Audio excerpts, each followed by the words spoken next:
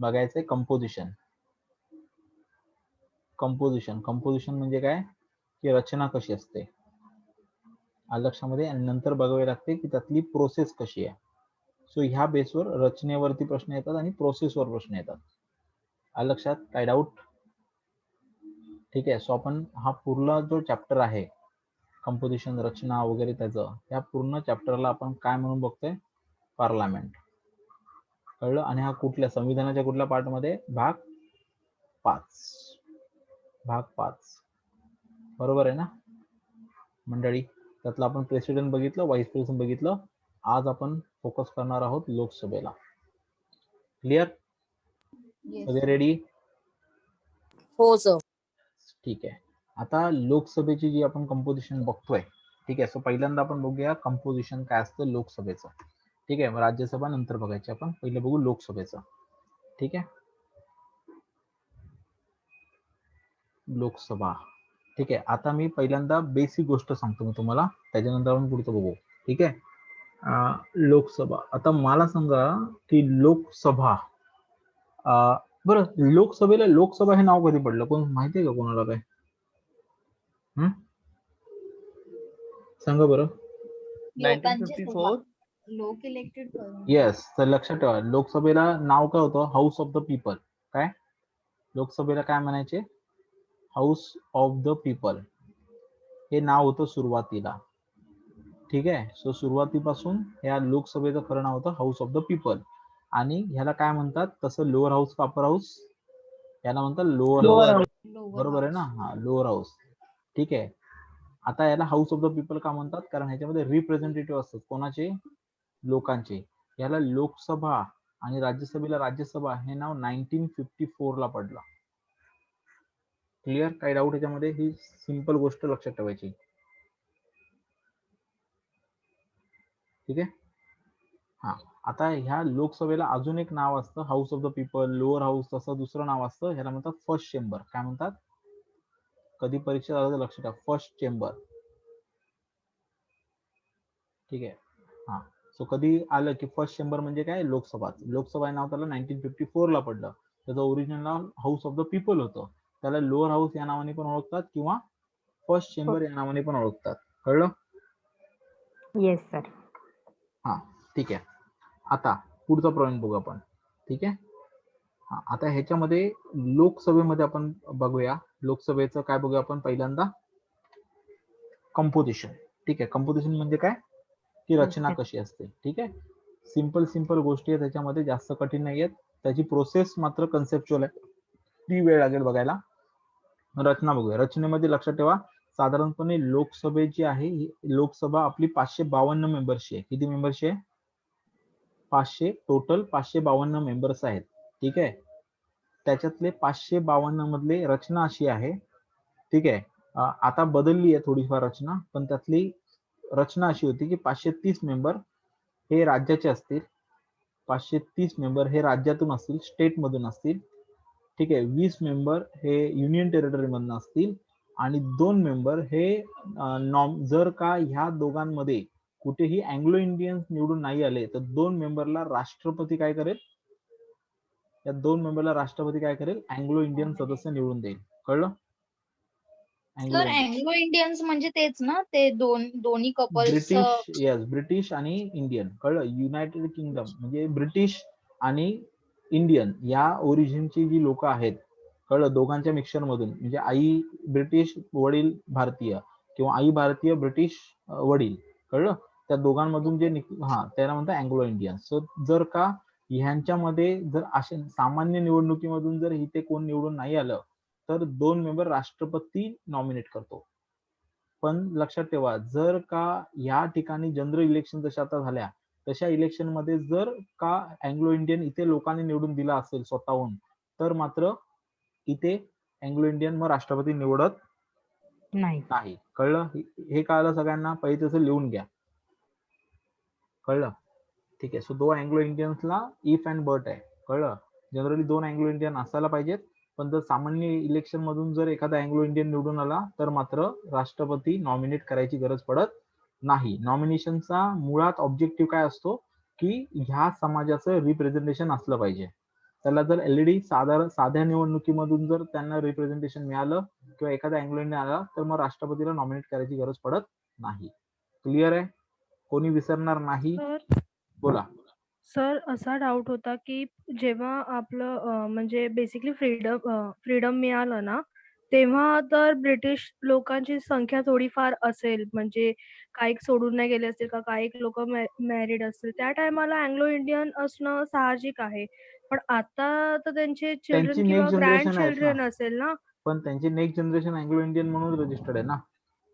Okay, म्हणजे मग त्यांची नेक्स्ट जनरेशन जरी असं असेल की आता त्यांचे नेक्स्ट जनरेशन तर इंडियन असेल ना, मग इंडियननी म्हणजे असं मॅरी केलं तर ते पण अँग्लो इंडियनच झाले का? हा, त्यांचे एकदा त्या जनरेशन मधून आलं की तुम्ही अँग्लो इंडियन्स. ओके, मग त्यांचे मम्मी पप्पा असे ब्रिटिश आणि इंडियन असण्याची म्हणजे असं गरज नाही ना त्यांना? नाही. ठीक आहे. क्लिअर? कोई डाऊट नाही ना? नाही सर. ठीक है, चलो नेक्स्ट येते हैं. हाँ, आता नेक्स्ट. हाँ, अभी ये हुआ टोटल, पर टोटल मेंबर 552 का ये कैपेसिटी है. ये कैपेसिटी है, ओरिजिनल ऐसा है, बट इतने मेंबर्स है कि अभी नहीं. सो टोटल मेंबर अभी कितने हमारे यहाँ पे 545 मेंबर्स है हमारे. ठीक है, 545 में से 530 फ्रॉम स्टेट, जो फुल स्टेट है वहां से 530 है. ठीक है, 13 from union territory end 2 from Anglo Indians. ये अभी का स्टेटस है, ये अभी का स्टेटस है, समझा? ये 545. ओरिजिनली कितने मेंबर्स का सीटिंग अवेलेबल है वहां पे? 552. 552. ये क्लियर है? कोई डाउट? कोई डाउट है? No sir. ओके, ठीक है. अभी लोकसभा में तर मग हाँ, सध्या सर 552 चा आपण अभ्यास करायचा की 545? 545 ये करंट आहे ना. ही कॅपॅसिटी आहे आपली, ही लक्षात आहे, दोन्ही लक्षात ठेवायचं आहे. ही आपली कॅपॅसिटी आहे लोकसभेची, की लोकसभेमध्ये एवढ्या मेंबरला बसायला जागा आहे आणि ही जागा अशी डिसाईड केली की 530 लोक राज्यातून येतील, 20 लोक युनियन टेरिटरी मधून, 2 नॉमिनेटेड मधून येतील. पण ऍक्च्युली आपल्याकडे किती लोक बसतात सध्या म्हणजे नेहमी 545 बसतात. त्याचे 530 कुठून येतात? स्टेट मधून येतात. ही कॅपॅसिटी बघा, युनियन टेरिटरीची लोकसंख्या अजून नाही, म्हणजे ही संख्या कमी आहे तिथे. कळलं? हे काय? कारण आपल्याकडे जे रिप्रेझेंटेशन आहे पॉप्युलेशन वाईज आहे, बरोबर आहे ना? कळलं? सो युनियन टेरिटरीची ही संख्या अजून भरलेली नाही. कळलं? सो आपण कशावरती ठरवतो? लोकसंख्या. साधारणपणे असं पकडलं जातं की 10 लाख लोकसंख्येमध्ये काय मागतं? 10 लाख. हा, साधारण 10 लोकसंख्या मागे एक कॅन्डिडेट, अशा पद्धतीने ते रेशो असतो त्याचा. ठीक आहे, हे आलं लक्षात? ठीक आहे, आता तुम्हाला मी सांगतो काय असतं. सर 545 चं परत सांगा ना प्लीज. बघ, ओरिजिनल कॅपॅसिटी किती आहे लोकसभेची? 552 सीट्स जण, बरोबर आहे.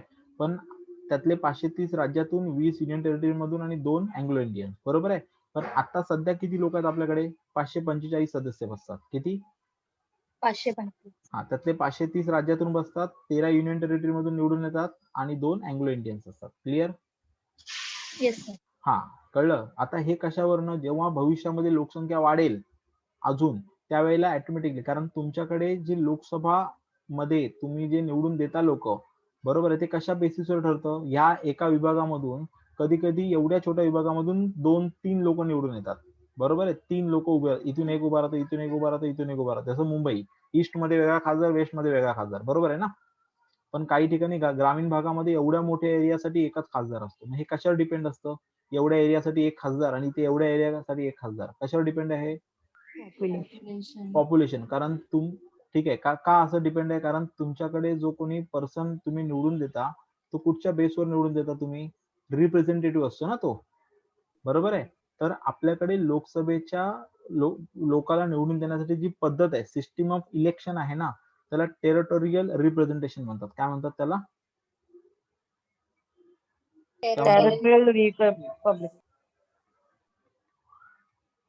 ठीक आहे. सो टेरिटोरियल कॉन्सिस्टन्सी बनवला जातो आपल्याकडे, एक विभाग बनवला जातो आणि त्या विभागाची विभागणी कशावरती होते? कशावरती होते? लोकसंख्या. हा, रेशो पॉप्युलेशन. कळलं? हा, रेशो ऑफ पॉप्युलेशन.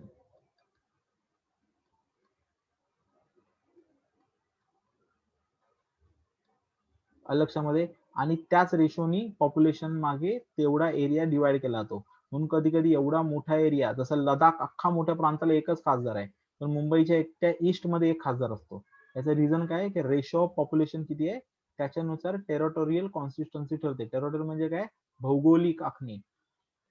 त्याच्यानुसार म्हणजे लोकसंख्येनुसार भौगोलिक आखणी किंवा भौगोलिक मतदारसंघ तयार केला जातो. करेक्ट आहे? येस. लक्षामध्ये? ठीक आहे. ओके. हे कशासाठी आपण करतोय? रिप्रेझेंटेशन मध्ये काय राहण्यासाठी? युनिफॉर्मिटी राहण्यासाठी. काय राहण्यासाठी? Uniformity. To maintain the uniformity in region. कळलं? की समानता राखण्यासाठी. क्लिअर? काही डाऊट याच्यामध्ये? नाही ना?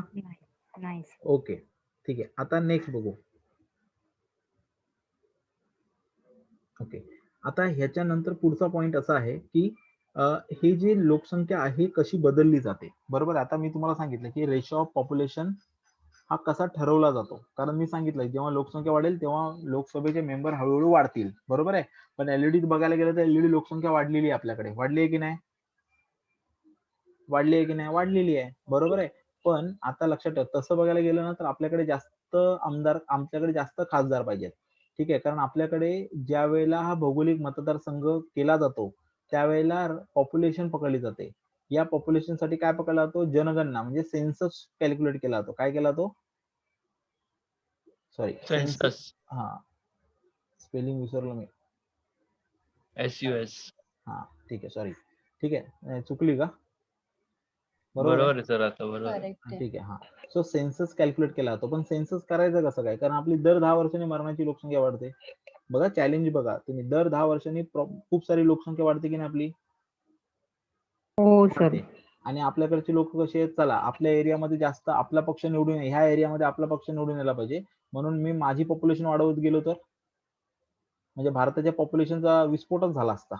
बरोबर आहे. आणि ऑलरेडी 1970चा जो काळ होता, इव्हन इंडिया इंडिपेंडेंट झाल्याचा जो काळ होता, हा लोकसंख्या विस्फोटाचा काळ होता. हे ना, पॉप्युलेशन एक्सप्लोजनचा टाइम होता. आपण शाळेमध्ये शिकलोय. बरोबर आहे की नाही? ठीक आहे. मग अशा वेळेला पॉलिटिकल मध्ये पण काहीतरी करायला पाहिजे. आणि सारख्या सीट जर बदलत गेल्या तर लोक ऑटोमॅटिकली सारखे पॉप्युलेशन चेंज करतील. एरिया वाईज पॉप्युलेशन लोक मुद्दामून वाढवतील, समाजा वाईज वाढवतील. बरोबर आहे. म्हणून आपण काय केलं की ह्या सीट ज्या आहेत त्या सुरुवातीला काय केल्या? फिक्स करून टाकल्या. लक्षामध्ये, प्रॉपरली फिक्स केल्या. ठीक आहे. आणि 1976 ला काय केलं? 1976 ला, ठीक आहे, ह्या ज्या सीट्स आहेत त्या सीट्स फिक्स करून टाकल्या आपण. कुठपर्यंत? 2001. So 42 amendment. आता परत लक्षात आहे ह्याच्या संदर्भात, आता 42 अमेंडमेंट इथे कुठल्या अँगलने आलेली आहे? पॉप्युलेशन आणि रिप्रेझेंटेशनच्या आईने आलेली आहे. तो 42nd अमेंडमेंट, घटना दुरुस्ती, 42 घटना दुरुस्ती. ठीक आहे. 42 अमेंडमेंट 1976. ठीक आहे. यांनी काय केलं? या सीट्स फिक्स केल्या. का? कारण नाहीतर लोकसंख्या वाढत जाईल आणि सीट्स धपाधप वाढतील. बरोबर. आणि 1976 ला आपण काय केलं होतं? 1975 ला भारताचा पहिला पॉप्युलेशन कंट्रोल पॉलिसी आली होती. माहिती आहे तुम्हाला? पॉप्युलेशन पॉलिसी आपली आली होती. बरोबर आहे. सो ह्याच्या अंतर्गत इंदिरा गांधीने काय केलं? 42nd अमेंडमेंट आली 1976 ला, आणि त्यांनी 2000 पर्यंत काय केलं? 2000 सालापर्यंत 2000 सालापर्यंत लोकसभेच्या सीट फ्रोज केल्या. लोकसभेच्या सीट्स काय केल्या? फिक्स केल्या. आणि ह्या फिक्स केल्या सगळ्या. आणि ह्या फिक्स ज्या केल्या त्यासाठी कुठला सेन्सस वापरला त्यांनी? 1971 सालचा. काय? 1971 चा सेन्सस पकडला. आणि ह्याच म्हणजे 1971 ला ज्या विभागामध्ये जेवढी पॉप्युलेशन होती किंवा जेवढी देशात पॉप्युलेशन होती त्याच पॉप्युलेशननी ते विभाग ठरले जातील. कधीपर्यंत? 2001 पर्यंत. लक्षामध्ये. ठीक आहे. मग 2001-2000 पर्यंत. मग 2000 संपलं. मग त्यावेळेला काय केलं? पुढे काय केलं? मग 2000 मग परत वाढवलंय का? नाही. ज्या 5 तेवढ्या आहेत, 52 ज्या आहेत त्याच फिक्स केल्या. त्याच्यानंतर पुढे वाढवल्या नाहीत. कळलं? नाही. इव्हन युनियन टेरिटरीला पण वाढवून दिल्या नाहीत. कळलं? म्हणजे ऍक्च्युअली युनियन टेरिटरीची पॉप्युलेशन वाढलेली आहे, त्याच्यामुळे ऑटोमॅटिकली तिथे द्यायला पाहिजे होते ते म्हणजे त्यांचे पण मेंबर पूर्ण करायला पाहिजे होते. पण आपण काय केलं की 1971 चीच जी पॉप्युलेशन आहे ती 2001 पर्यंत कंटिन्यू ठेवली. आलं लक्षामध्ये? काही डाऊट नाही ना? No sir. ओके. पण पुढे काय केलं त्यांनी? पुढे असं केलं की मग जेव्हा 2000 संपलं, ठीक आहे, 2000 संपलं तेव्हा 2001 ला पुन्हा एकदा एक अमेंडमेंट केली. 2001 साली 84th अमेंडमेंट केली. किती केली? 84. 84th अमेंडमेंट केली. आणि 84th अमेंडमेंटनी ही जी पॉलिसी आहे ना, ही जे सीट्स आहेत, 84th अमेंडमेंटनी काय केलं की ही ज्या सीट्स आहेत या 2026 पर्यंत फिक्स केल्या. किती पर्यंत फिक्स केला? 2026 पर्यंत कंटिन्यू केल्या. कळलं? आणि हीच फिक्स किती पर्यंत केली? 2021-26 पर्यंत कंटिन्यू केली. ही सीट तेवढ्या राहणार, पुढे बदलणार नाहीत, वाढणार नाहीत. इलेक्शन त्या 530 राज्याच्या किती सीट आहेत? 530 आहेत ना राज्याच्या सीट्स, बरोबर आहे? हा. अँग्लो हो, सर. इंडियन हा. सो 530 सीट्स आहेत. त्या 530 सीट्स कधीपर्यंत 530 राहणार आहेत? म्हणजे ज्या काही 20. सीट्स दिल्यात त्या 2026 पर्यंत कंटिन्यू राहणार आहेत. असा डिसिजन कधी आला? कुठल्या अमेंडमेंटने आला? 84. 84th amendment. कोणाला काय डाऊट? ऑब्जेक्टिव्ह काय त्याच्या मागे? कारण ह्या 2000 साली आपण काय केलेली? सेकंड पॉप्युलेशन पॉलिसी आणली होती. थोडासा इफेक्ट दिसायला लागला होता म्हणून सेकंड पॉप्युलेशन पॉलिसी आपण आणली. हम दो हमारे दो, ती सेकंड पॉप्युलेशन पॉलिसी आहे. ठीक आहे. तर इथे आपल्याला इफेक्ट दिसायला, म्हणून तीच पुढे आपण केली की अजून नको, अजून आपण पुढे कंटिन्यू करूया. फक्त एवढंच होतं की जे मतदारसंघ होते, ठीक आहे, जे मतदारसंघ होते लक्षामध्ये, ते मतदारसंघ पुढे पुढे त्यांनी बदलत गेलेले आहेत. लक्षामध्ये हळूहळू बदलत गेलेले आहेत. ते मतदारसंघ सुरुवातीला 1971च्या पॉलिसीनुसार होते, सेन्सस नुसार होते. नंतर 1971च्या सेन्सस नंतर ते कन्वर्ट केले 1991. बरोबर? 1991चा मतदारसंघाचा जो एरिया असेल, सीट तेवढ्याच, फक्त काय बदलणार? लोकसभेच्या म्हणजे जो माझा मतदारसंघ असा असेल, म्हणजे समजा माझा मतदारसंघ असा आहे, कळलं, त्याला असा केला. का केला? कारण लोकसंख्या बदलायला आणि इथे 2 बसवले. लक्षामध्ये लोकसंख्या वाढली असेल तर. पण सीट बदलल्या का? सीट नाही बदलल्या. फक्त मतदारसंघ जो आहे त्याच्या बाउंड्रीज बदलल्या. काय केल्या? मतदारसंघाच्या पहिल्यांदा 1971 प्रमाणे होत्या, नंतर 1991च्या पॉप्युलेशन पॉलिसीनुसार बदललं की त्या एरियाची लोकसंख्या किती आणि त्याच्यानुसार त्यांनी ते डिवाइड केलं. लक्षामध्ये. आता जी आहे ती कशानुसार केली जाते? आता लोकसभेची 2001च्या सेन्सस नुसार. कळलं? हे कधी केलं? सो आता जी लोकसभा आपली झाली, मोदी वगैरे निवडून आले, कळलं, त्यांच्या वेळेला जे मतदारसंघ होते किती साली ठरलेले आहेत? 2001च्या सेन्सस नुसार ठरलेले आहेत. आणि हे कोणी सांगितलं पकडायला? असं करा हे कोणी सांगितलं की 1991 नुसार पकडू नका, 2001 नुसार पकडा. कळलं? हे कोणी सांगितलं त्यांना? हे सांगितलं 87th अमेंडमेंट. 87th अमेंडमेंट घटनेमध्ये दुरुस्ती केली. 87th amendment. 87th अमेंडमेंट आपण शिकलोय ना, अमेंडमेंट शिकलोय, माहिती ना तुम्हाला? हा. 87th अमेंडमेंट 2003 साली. कळलं? पार्लमेंटला वाटलं की नको, हे 1971चे अशा मतदारसंघानुसार नको, जरा आत्ताचे बघूया, कारण 30 वर्ष झालेली आहेत. कळलं? मग 2001च्या सेन्सस नुसार काय केलं आपण? 87th अमेंडमेंटनी काय सांगितलं की हे जे मतदारसंघ ठरतात लोकसभेसाठी, टेरिटोरियल रिप्रेझेंटेशन आहे ना, ही जी टेरिटरी ठरणार आहे टेरिटोरियल रिप्रेझेंटेशन साठी, ही टेरिटरी कशानुसार ठरवा? 2001च्या लोकसंख्येनुसार ठरवा. असं कोणी सांगितलं? 87th अमेंडमेंटने. सीट फिक्स कधी कोणी केल्यात? 84 अमेंडमेंटनी सीट्स कधीपर्यंत फिक्स केल्यात? 2026 पर्यंत. सो 26. बरोबर आहे. आणि पहिल्यांदा सीट कधी फ्रीज झाल्या होत्या? 1976 42 अमेंडमेंटनी. सो तुम्हाला प्रश्न आला की 42 अमेंडमेंटनी फिक्स केलेल्या लोकसभेच्या सीट्स कोणी पुढे कंटिन्यू ठेवल्या? 84th अमेंडमेंटने. कधीपर्यंत ठेवल्या? 226. 2026 पर्यंत लोकसभेच्या सीट्स मध्ये बदल होणार नाहीत, वाढणार नाहीत. कळलं? आणि मतदारसंघ ठरवण्यासाठी लोकसंख्या कुठली पकडली जाते आता? 1ची. कळलं?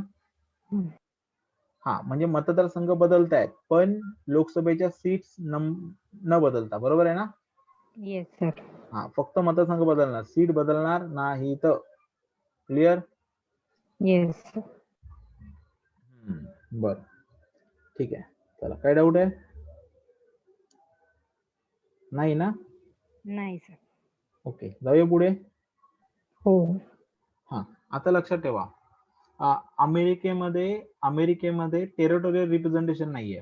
बघा, लक्षात ठेवा, जर तुम्हाला कोणी विचारलं, ठीक आहे, तर रिप्रेझेंटेटिव्ह आपण काय, रिप्रेझेंट डेमोक्रेसीला काय म्हणतो आपण? प्रातिनिधिक लोकशाही. बरोबर आहे ना? प्रातिनिधिक लोकशाही. बरोबर आहे. आता प्रातिनिधिक लोकशाहीमध्ये काय होतं की लोक काय निवडून देतात? त्यांच्या प्रतिनिधीला निवडून देतात आणि प्रतिनिधी देशाचं भविष्य बघतो, म्हणजे जे काय आहे ते बघतात. बरोबर आहे ना? सो प्रातिनिधिक लोकशाही पण दोन पद्धतीने. आता हे प्रातिनिधिक लोकशाहीमध्ये हे प्रतिनिधी कसे पाठवायचे, कळलं? तर एक असतं टेरिटोरियल रिप्रेझेंटेशन, जे आपण भारतामध्ये लोकसभेला किंवा विधानसभेला जे बघतो, किंवा नगरपालिका, नगरपालिका, जिल्हा परिषदा, जे आपल्याकडे जे इलेक्शन चालतं, सो आपल्याकडे टेरिटोरियल रिप्रेझेंटेशन चालतं. ठीक आहे. सो आपल्याकडे टेरिटोरियल रिप्रेझेंटेशन चालतं, ANCIES. ठीक आहे. युएसए मध्ये जे लोकशाही पद्धत आहे किंवा त्यांच्याकडे जे रिप्रेझेंटेशन दिलं जातं त्यांच्या काँग्रेस हाऊसमध्ये, ठीक आहे, ते प्रपोर्शनल आहे. काय काय प्रपोर्शनल रिप्रेझेंटेशन म्हणजे काय की त्यांच्या प्रत्येक राज्याला सेम लोक निवडून देणार. की त्यांचं एक राज्य आहे, ए राज्य, हे ह्यांना पण ह्यांच्याकडून पण 10 खासदार येतील. बी राज्य, ह्यांच्याकडून पण 10 खासदार येतील. सी राज्य, ह्यांच्याकडून पण 10 खासदार येतील. ह्याला म्हणतात प्रपोर्शनल रिप्रेझेंटेशन. काय म्हणतात? प्रपोर्शनल. आपल्याकडे तसं नाही. आपल्याकडे यूपी खूप मोठा आहे, तर ह्यांच्याकडनं समजा 200 खासदार आहेत. नंतर महाराष्ट्र आहे, महाराष्ट्राकडनं 100 खासदार आहेत, एक्झाम्पल. आणि गोवा आहे, गोवा खूप छोटा आहे, त्याच्याकडनं एकच खासदार आहे. ह्याला काय म्हणतो आपण? Territorial representation. कारण राज्यावाईज आपण प्रतिनिधित्व दिलंय का? नाही. आपण काय वाईज प्रतिनिधित्व दिलेलं आहे? लोकसंख्या. म्हणजे एका भूभागामध्ये किती लोक आहेत त्याच्यानुसार. युपीच्या भूभागा म्हणजे भूभाग पण मोठा आहे आणि लोकसंख्या पण जास्त आहे, म्हणून त्यांच्याकडनं जास्त रिप्रेझेंटेटिव्ह येतात. गोवा प्रदेश पण छोटा आहे आणि लोकसंख्या पण तेवढ्या प्रदेशात कमी आहे, म्हणून तिथे किती खासदार येतात? 1 येतात. याला म्हणतो आपण काय? टेरिटोरियल कॉन्सिस्टन्सी. पण युएसए मध्ये कुठलंही राज्य असलं तरी त्यांचं रिप्रेझेंटेशन सेम आहे प्रत्येक राज्यासाठी. कळलं? त्यांचे सगळे खासदार त्यांच्या राज्यातून खासदार येतात, त्यामुळे तिथे काय प्रपोर्शनल रिप्रेझेंटेशन आहे. सो आपल्याकडे प्रपोर्शनल रिप्रेझेंटेशन असं आहे. कळलं? सर, एक खासदार किती पॉप्युलेशनला रिप्रेझेंट करतो? साधारण 10 लाख, 6 लाख किंवा 10 लाख. 6 लाख का 10 लाख? तर सर तसं तर मग एव्हरी इयर 1% म्हणजे ग्रोथ रेट होतो आहे, तर मग चेंज का नाही करत आहेत? कारण त्याची 2 गोष्टी. एक म्हणजे आपल्याकडे पॉलिटिकल ह्याने तुझा एरिया आहे, समजा तुझ्या एरिया मधल्या मला वाटलं की अरे आपली पार्टी तुझ्या एरियातच आहे आणि मला खासदार वाढवायचे, तर मी सांगेन लोकांना मुलं वाढवा. आपल्याकडे सांगितलं तर अनेक लोकांकडनं आजही की पॉप्युलेशन वाढवा. मग काय करणार? बोंबा बोंब. म्हणजे पॉप्युलेशन कंट्रोल तर गेलंच खड्ड्यात. तो एक सगळ्यात मेजर होता. म्हणून पॉप्युलेशन कंट्रोल करण्यासाठी आणि पॉप्युलेशन वाढीचा कुठल्याही पॉलिटिकल पार्टीने गैरवापर करायला नको, म्हणून आपण तेच गेलेलं आहे. नाहीतर लोक आपल्या एरियातली रिप्रेझेंटेशन वाढण्यासाठी, कळलं, एखादी पार्टी काय करू शकते? लोकसंख्या वाढीला प्राधान्य देऊ शकते. बरोबर आहे ना? हो ठीक आहे. सर. हा, सो ते टाळण्यासाठी पहिली गोष्ट आपण ते केलेलं आहे. कळलं? त्याचं मेन रिझन ते एकच आहे, बाकी नाही. मग सर 2001 पासून तर मग खूप म्हणजे बोलतात ना एवढे इयर्स प्रत्येक वर्षी जर 1% ने ग्रोथ होते आहे, तसं तर खूप वाढलं आहे ना आतापर्यंत हो, वाढलंय पॉप्युलेशन. ना. मग त्यांनी तसंच मग ऍडजस्ट करत गेले दरवर्षी ते? ऍडजस्ट करत गेले म्हणजे हा, म्हणजे सीट तेवढ्याच ठेवल्या. मतदान सगळेच करतो आपण, पण सीट नाही वाढवल्या. त्यामुळे रिप्रेझेंट जे 6 लाख होतं ते मे बी 10 लाख झाला आता. कळलं तुला? ओके. असं. पण आपण सीट्स नाही वाढवल्या, कारण विनाकारण सीट्स वाढतील त्या. आता जो सेंट्रल विस्टा प्रोजेक्ट आहे नरेंद्र मोदींचा, त्याची गरज नाहीये बेसिकली, पण त्याचे 2 मागे कारण आहेत. ठीक आहे. आता त्यांचं म्हणणं ते आहे की बाबा ही जागा आता कमी पडणार आणि कमी पडते, त्याच्यामुळे आपल्याला नवीन संसद बांधायला लागेल, कारण लोकसंख्या वाढली आहे. पुढे जाऊन भविष्यामध्ये लोकसंख्येप्रमाणे काय करायला लागतील? सीट्स वाढवाव्या लागतील. बरोबर आहे. सो जेवढ्या काही सीट्स आहेत ते वाढा, आणि मे बी करतील पण. बीजेपी गव्हर्नमेंट ते करेल पण, की चला पुढे सत्ता आली तर ते हे बदलतील आणि त्यांची पक्षातील लोक जास्त निवडून यावीत म्हणून मे बी ते आणि जास्त लोक उभी करता यावीत त्यांना म्हणून ते काय करू शकतात, सीट्स बदलू वाढवू शकतात, सीट्स वाढवू शकतात. कळलं? आणि त्यासाठी ते सेंट्रल विस्टा प्रोजेक्ट करतायत. ठीक आहे. मग त्यामुळे भविष्यात गरज लागेल म्हणून ते उभे करतायत. कळलं?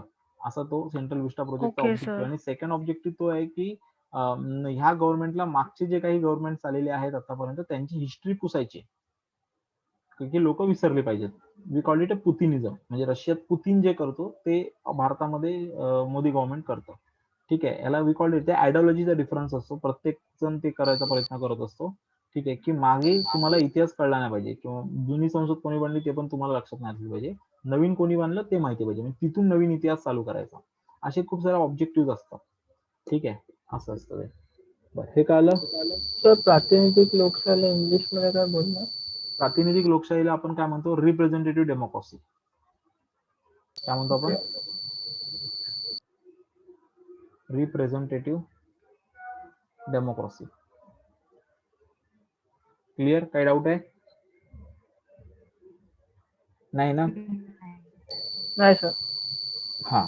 आता तुम्हाला सांगतो आपल्याकडे प्रपोर्शनल रिप्रेझेंटेशन कुठे आहे. तर तुम्हाला जर विचारलं भारतात कुठे आहे, बघा अमेरिकेमध्ये प्रपोर्शनल रिप्रेझेंटेशननीच लोक त्यांची सिस्टम आहे. भारतात बघायला गेलं तर आपल्याकडे लोकसभेला ही पद्धत वापरतात. कळलं? आणि ही पद्धत आपल्याकडे राज्यसभेला वापरतात. सो राज्यसभेमध्ये जे एमपी जातात ना निवडून आपल्याकडे, राज्यसभेतले एमपी ते प्रपोर्शनल रिप्रेझेंटेशनच्या सूत्राने जातात. तर आपल्याकडे लोकसभेमधले जे खासदार आहेत ते टेरिटोरियल रिप्रेझेंटेशनच्या ह्याने जातात. तर हे पॉईंट लिहून घ्या, विसरू नका.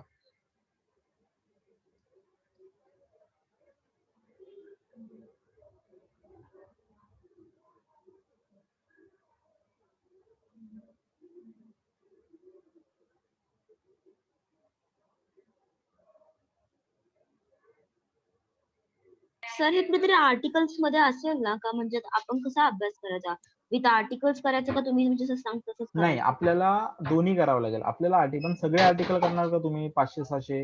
नाही. नाही. मग आपल्याला काय करायला लागतं की एखादा चॅप्टर झाला पहिल्यांदा हा. हे सगळं लिहून, मग फक्त इम्पॉर्टंट आर्टिकल्स बघून घ्यायचे त्याचे. बट ह्या आर्टिकल हे तुम्ही म्हणजे तुम्ही सगळं सांगताय म्हणजे आर्टिकल मध्ये मेन्शन आहे ना हे सर्व? हा, हे सगळं आर्टिकल मध्ये मेन्शन आहे. आलं लक्षामध्ये? ठीक आहे. पण हा, सगळेच आर्टिकल करायचे का? तर हे जे वाक्य दिले हे करायची गरज आहे का आर्टिकल? नाही. कळलं? आता मी प्रेसिडेंटशिपचे काही आर्टिकल्स काढले, तेवढे मी देणार, तेवढेच बघून घ्यायचे. म्हणजे फक्त जसे लिहून देतो ना तसेच बघायचे ते पॉईंट वाईज. ठीक आहे? कळलं? ओके आणि ते डोळ्याखालनं फक्त टाकत राहायचे.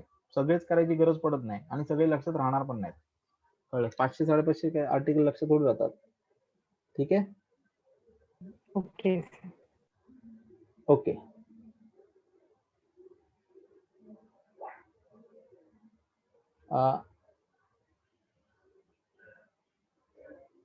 बरं,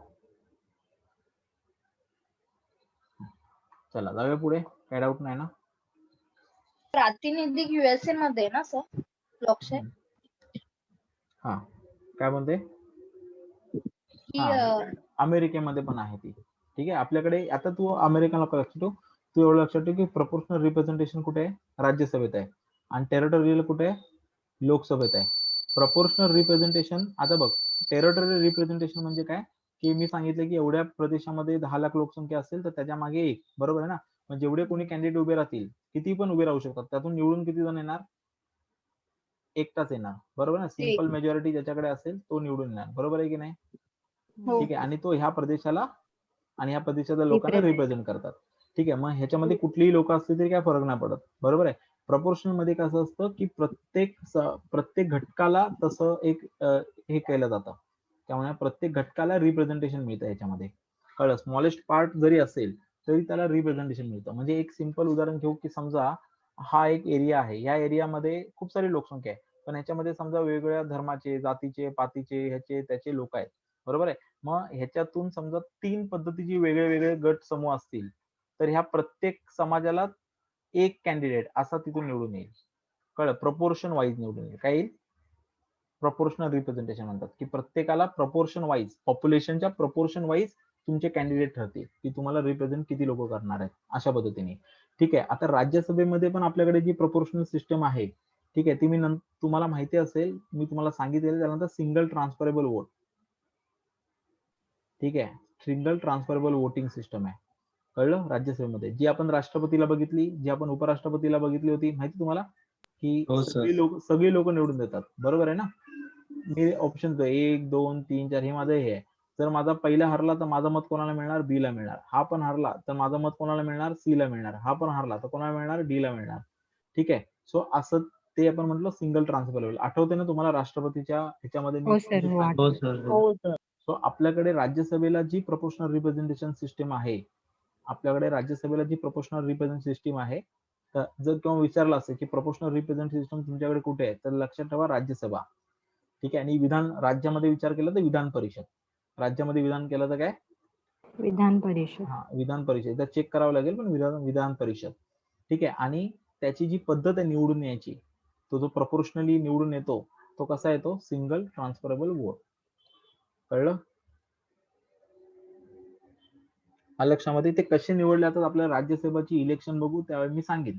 पण आता फक्त हे पाठ करायला लक्षात ठेवा. काय? प्रपोर्शनल रिप्रेझेंटेशन राज्यसभा, बरोबर आहे. आणि मेथड काय आहे त्याची रिप्रेझेंटेशनची? Single transferable voting system. Doubt आहे काही? डाऊट आहे? No sir. No. Clear cut. ठीक आहे. ओके. हा, बरं. राज्यसभा कशी निवडून द्यायची ते आपण बघू. त्याच्यामध्ये काय डाऊट नाही ना? नाही सर. हा, आणि ही का घेतली नाही? कारण ही कठीण पद्धत आहे फार. ही एवढ्या मोठ्या लोकसंख्येला आपण राबवू शकत नाही. प्रोपोर्शनल रिप्रेझेंटेशन म्हणजे कसं आहे, किंवा राज्यसभेमध्ये कोण निवडून देतं? तुमच्या विधानसभेतले जे आमदार असतात, बरोबर आहे, ते आमदार तुमचे रिप्रेझेंटेशन राज्यसभेत पाठवतात सरकारचे प्रतिनिधी म्हणून.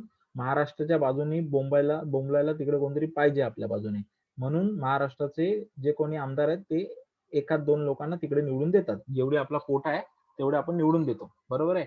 पण अख्ख्या लोकसभेच्या इलेक्शन एवढी मोठी प्रोसेस करता येईल का सिंगल ट्रान्सफरेबल वोटिंगने? पॉसिबल आहे का ती? नाही. नाही. आमदार फक्त तुम्ही निवडून दिलेले 200-300 आमदार 3-4 लोकांना राज्यसभेत पाठवतात. तर 300 लोकांना मॅनेज करणं सोपं आहे. 300 लोकांचे वोट काउंट करणं सोपं आहे. बरोबर आहे ना? आपल्यासारख्या 11-12 करोड लोकांना असं single transferable system, proportional representation परवडत नाही. ती हायली एक्सपेन्सिव्ह मेथड आहे. काय आहे? हायली एक्सपेन्सिव्ह मेथड आहे. कळलं? चांगली गोष्ट काय आहे त्याच्यामध्ये, तर प्रत्येक घटकाला रिप्रेझेंटेशन मिळतं तिथे. महिला, कळलं, नंतर आपण कुठली कास्ट घेतली, आपण एक ग्रुप घेतला, ओबीसी, एससी, एसटी, असे रिप्रेझेंटेशन जातील तिथे. कळलं? पण ती खूप महागडी पद्धत आहे. कळलं? आणि ती खर्चिक पद्धत आहे. आणि लोकसभेमध्ये आपल्याला कुठलाही घटक म्हणून नाही, लोकांचा प्रतिनिधी म्हणून पाठवायचं होतं. त्यामुळे आपण लोकसभेला ती पद्धत स्वीकारली नाही. क्लिअर? Yes sir. आता ड्युरेशन काय असतं आपल्या लोकसभेचं सांगा? 5 वर्ष. 5 हा, 5 इयर्स लोक असतं. बरोबर आहे ना? बर. पण आता लक्षात ठेवा, लोकसभेचं हे 5 इयर्स असतं. साधारण किती वर्ष? 5 वर्ष असतं. बरोबर आहे? ठीक आहे. राज्यसभेला असतं का? राज्यसभेला नसतं. लक्षात ठेवा. राज्यसभेचे सदस्यांना असतं, राज्यसभेला नसतं. फरक कळलं? मेंबर ऑफ राज्यसभा 6 इयर्स, पण राज्यसभा इज परमनंट. कळलं ना? फरक लक्षात ठेवा. पण लोकसभा 5 वर्ष, म्हणजे लोकसभेची जी काही 5 वर्षाची आहे, पण लोकसभा 5 वर्ष फिक्स असते का? असं नाही. टिकली तर 5 वर्ष, नाही तर कधी पण जाऊ शकते. कारण हे कशावरती डिपेंड असतं? कशावरती लोकसभा असते? लोकसभा कशावरती डिपेंड असते? लोकसभा 5 वर्ष का? एक मिनिट, कोणाचा तरी स्पीकर चालू आहे. ओके. हा, सो फक्त 5 इयर्स नसतं. हे कशावरती डिपेंड असतं की प्रेसिडेंट डिझॉल्व्ह करू शकतो लोकसभा. प्रेसिडेंटनी जर लोकसभा डिझॉल्व्ह केली, ठीक आहे, आणि ही डिझॉल्व्ह कधीही करू शकतो. डिझॉल्व्ह कोण करू शकतो? आपल्याकडे पॉवर कोणाला आहे? प्रेसिडेंटला. प्रेसिडेंट कधीही लोकसभा डिझॉल्व्ह करू शकतो. मग आता ही डिझॉल्व्ह कधी करू शकतो? एक तर टेन्युअर संपला असेल तर. टेन्युअर संपला, 5 वर्ष संपली, टेन्युअर संपला, नवीन लोकसभा साठी इलेक्शन घेणार. बरोबर? इलेक्शन कमिशन प्रेसिडेंटला सांगेल, सर ह्या लोकसभेला 5 वर्ष झालीत, आता नवीन इलेक्शन घ्यावं लागेल, तुम्ही डिझॉल्व्ह करा. बरोबर आहे, राष्ट्रपती डिझॉल्व्ह करणार. सो पहिला काय, टेन्युअर संपला. दुसरं काय असतं की लोकसभेमधलं जे सरकार असतं, या लोकसभेमधल्या सरकारला जर बहुमत नसेल, कळलं, आणि कोणीच बहुमत मेजॉरिटी नसेल आणि कोणीच गव्हर्नमेंट म्हणजे लोकसभा, म्हणजे ही जी लोकसभा आहे, ही लोकसभा जर सरकार स्थापन करू शकत नसेल, काय सरकार स्थापन करू शकत नसेल, तर मग उपयोग काय? कारण आपल्याकडे मी काय सांगितलं, आपल्याकडे लेजिस्लेचर, एक्झिक्युटिव्ह आणि ज्युडिशियरी तर पूर्ण वेगळी आहे, बरोबर आहे. पण आपल्याकडे जे एक्झिक्युटिव्ह असतं म्हणजे कोण, सरकार असतं. आपल्याकडे सरकार कोण निवडून देतं? तुम्ही निवडून देता का? नाही, तुम्ही निवडून देत नाही सरकार. तुम्ही कोणाला निवडून देता? आता ममता बनर्जीला लोकांनी निवडून दिलं का नाही? ममता बनर्जी हरल्या, पण हो म्हणजे ना. लोकांनी कोणाला निवडून दिलं? लोकांनी लोकसभेचे किंवा विधानसभेचे सदस्य निवडून देतात. तुम्ही लोकसभेचे सदस्य निवडून देतात. हे निवडून गेलेले सदस्य जे असतात ते सरकार निवडून देतं, बरोबर आहे ना? बरोबर आहे. म्हणजे देशात जर सरकार यायचं असेल तर लोकसभेच्या सदस्यांनी सरकार निवडून दिले पाहिजे. पण समजा लोकसभेच्या सदस्य कुठल्या तरी कारणामुळे सरकार निवडून देऊ शकत नसेल, मे बी त्यांच्याकडे मेजॉरिटी नसेल, तर ऑटोमॅटिकली लोकसभा मग काय करायची? जर सरकार स्थापन होणार नसेल तर ह्या लोकसभेला काही अर्थ उरला का? पार्लमेंटरी डेमोक्रेसीमध्ये या लोकसभेला काही अर्थ उरला सर का? नाही समजत आहे. नाही. बरं, परत सांगू मी तुम्हाला. सरकारपासून हो. परत सांगा. बहुमत. एक मिनिट. आता मला सांगा, हे बघा, आपण कुठल्या पद्धतीमध्ये आहोत? तुम्ही वाचलं असं नीट तर लक्षात आहे. पार्लमेंटरी डेमोक्रेसी आपली काय आहे? बरोबर आहे.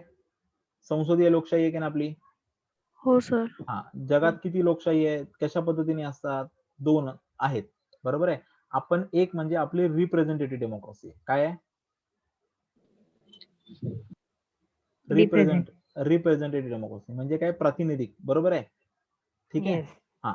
आता पुन्हा सांगतो, डेमोक्रेसी म्हटलं ना की त्या 2 पद्धतीने येतात.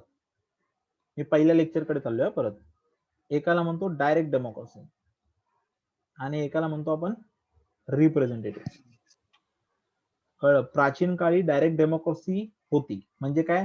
एक छोटस गाव असायचं, शहर असायचं, ते रोमन साम्राज्य वगैरे, सगळी लोक एकत्र यायची. लोक म्हणजे कोण? नागरिक.